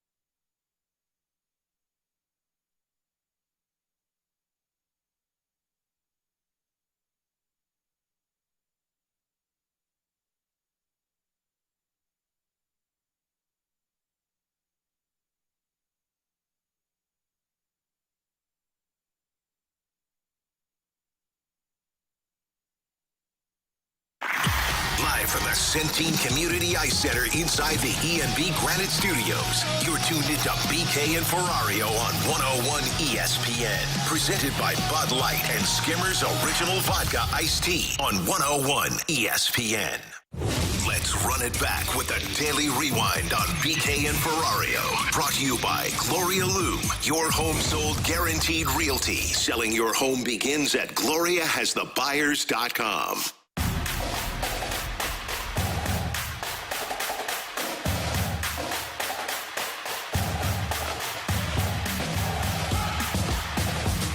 Alongside Alex and T-Bone, I'm BK. You got BK and Ferrario here on 101 ESPN. Cardinals trailing 3-0 in the bottom of the sixth inning against the Detroit Tigers. So we asked earlier today, you buying the power today? Maybe buying not it? so much. They're also going up against Framber Valdez. He's a very good starting pitcher. How hard? He's thrown 91 pitches, so I would assume they will be in the bullpen sooner rather than later. Strikeout for my parlay hit. Good Lord, I hope he doesn't get it. So that's the Cardinals game. They are in Detroit for the weekend, hoping to get 2 out of 3 against the Tigers, continue your winning ways going into next week. Alex, the Blues back in action this evening against the Anaheim Ducks, a surprise contender so far this year in the Western Conference. Nah. The Ducks are going to... That's fair. They're playoff. It's a pillow fight right now. now. Pillow fight, though, in the Pacific. It sounds as though there's going to be significant turnover in the lineup tonight. What do you think? What are you anticipating? We don't know. They haven't been out on the ice, but what are you anticipating for tonight? I'm anticipating to see just a couple of fourth liners and Bergeron to come out, and then you'll see Walker, Sundqvist, Druin, and probably Kessel, unless Tucker's healthy, get into the lineup. I'm really curious if a Kyrou comes out. I don't think they do that because Kyrou's still going to be a part of this team, and he's a big piece unless you can't move him in the offseason. But I just know Jim Montgomery wasn't happy with how the team played over the last couple of nights, so it makes sense. But you're probably just looking at a different fourth line and Jonathan Druin playing in place of Jonathan Bergeron. Big news in college sports. President Trump expected to deliver a new executive order that will attempt to regulate college sports. This comes out right before the start of the Final Four. We'll see what all of this means. It has not been officially announced yet, so if we get anything more on this, we'll certainly break it down on Monday. Speaking of that Final Four, T-Bone, your Illini in action tomorrow. They'll be the first game against UConn. Vegas has them installed as a 1.5-point favorite against the Huskies. This is a game that we saw earlier in the year, but the teams are very different today than they were at that point in time. Keaton Wagler barely played in the game in late November. That was right around Thanksgiving. How you feeling going into tomorrow's Final Four game, the first one that you've really seen in your experience as an Illini fan? I'm very nervous. I feel like they're going to win, but I can't tell if that's my fandom that's getting in the way of what my heart really thinks. Because, though they are different teams, I agree with that. Where Wagler wasn't starting at that point yet, that was the first time where they said, okay, we're putting this kid in the lineup. They still get to the rim. UConn does, which is the problem for Illinois. So I think it's going to be a hell of a battle. I think if Illinois wins it, it's actually going to be high scoring. I think it's going to have to be like a 80-75 win for Illinois. If their offense struggles, they're going to be going home, and it would be the end of a miraculous run. It's another one of those games similar to the Houston one where we said previously, that this is the style that has been a problem for Brad Underwood in the past. They passed the test against Houston. Now they get another one. Slow team, great defensively. This one, though, has more size. Taurus Reed, one of those guys that's been on an absolute heater in the NCAA tournament thus far. They're also a really big team overall, top 30 in the country in size. So I do like Illinois. I think it's going to be a bigger test even than what they saw, though, against Houston. Alex, who do you like in this one? I like Illinois. I like Illinois, and I like Arizona. And in the other game, it's Michigan versus Arizona. I have Arizona in my bracket. Michigan's been unbelievable. Yeah, I got Michigan winning the whole thing. My fear is You call yourself a fan? Well, I had them from the beginning, to be fair. My fear is shooting. Okay. If Michigan is hot from three, I don't think that Arizona can match them. They just don't shoot it well from beyond the arc. They're not a team that even attempts it from beyond the arc. So that's one of the top storylines going into that game. Smart. Don't attempt. Just go for twos. Layups. He's Alex. That's T-Bone. I'm BK. Shout out to Bradford Bruns and Eric back in the studio for us today. We've been broadcasting out of the E&B Granite Studios at the Centene Community Ice Center. The podcast page is available for you. That's where you find the Redbird Report and the Last Minute Blues podcast in today's episode and all week's episode of BK and Ferrario. You guys have a fantastic holiday weekend. We'll talk to you next week here on BK and Ferrario. Next Sunday, April 12th, the St. Louis Battlehawks host the Birmingham Stallions for a home game at the Battle Dome at America's Center. And 101 ESPN has your shot to score a free 4-pack of tickets to the game. Get all the ticket info for next Sunday's Battlehawks home game and register to win a 4-pack of tickets right now at 101ESPN.com or on your 101 app.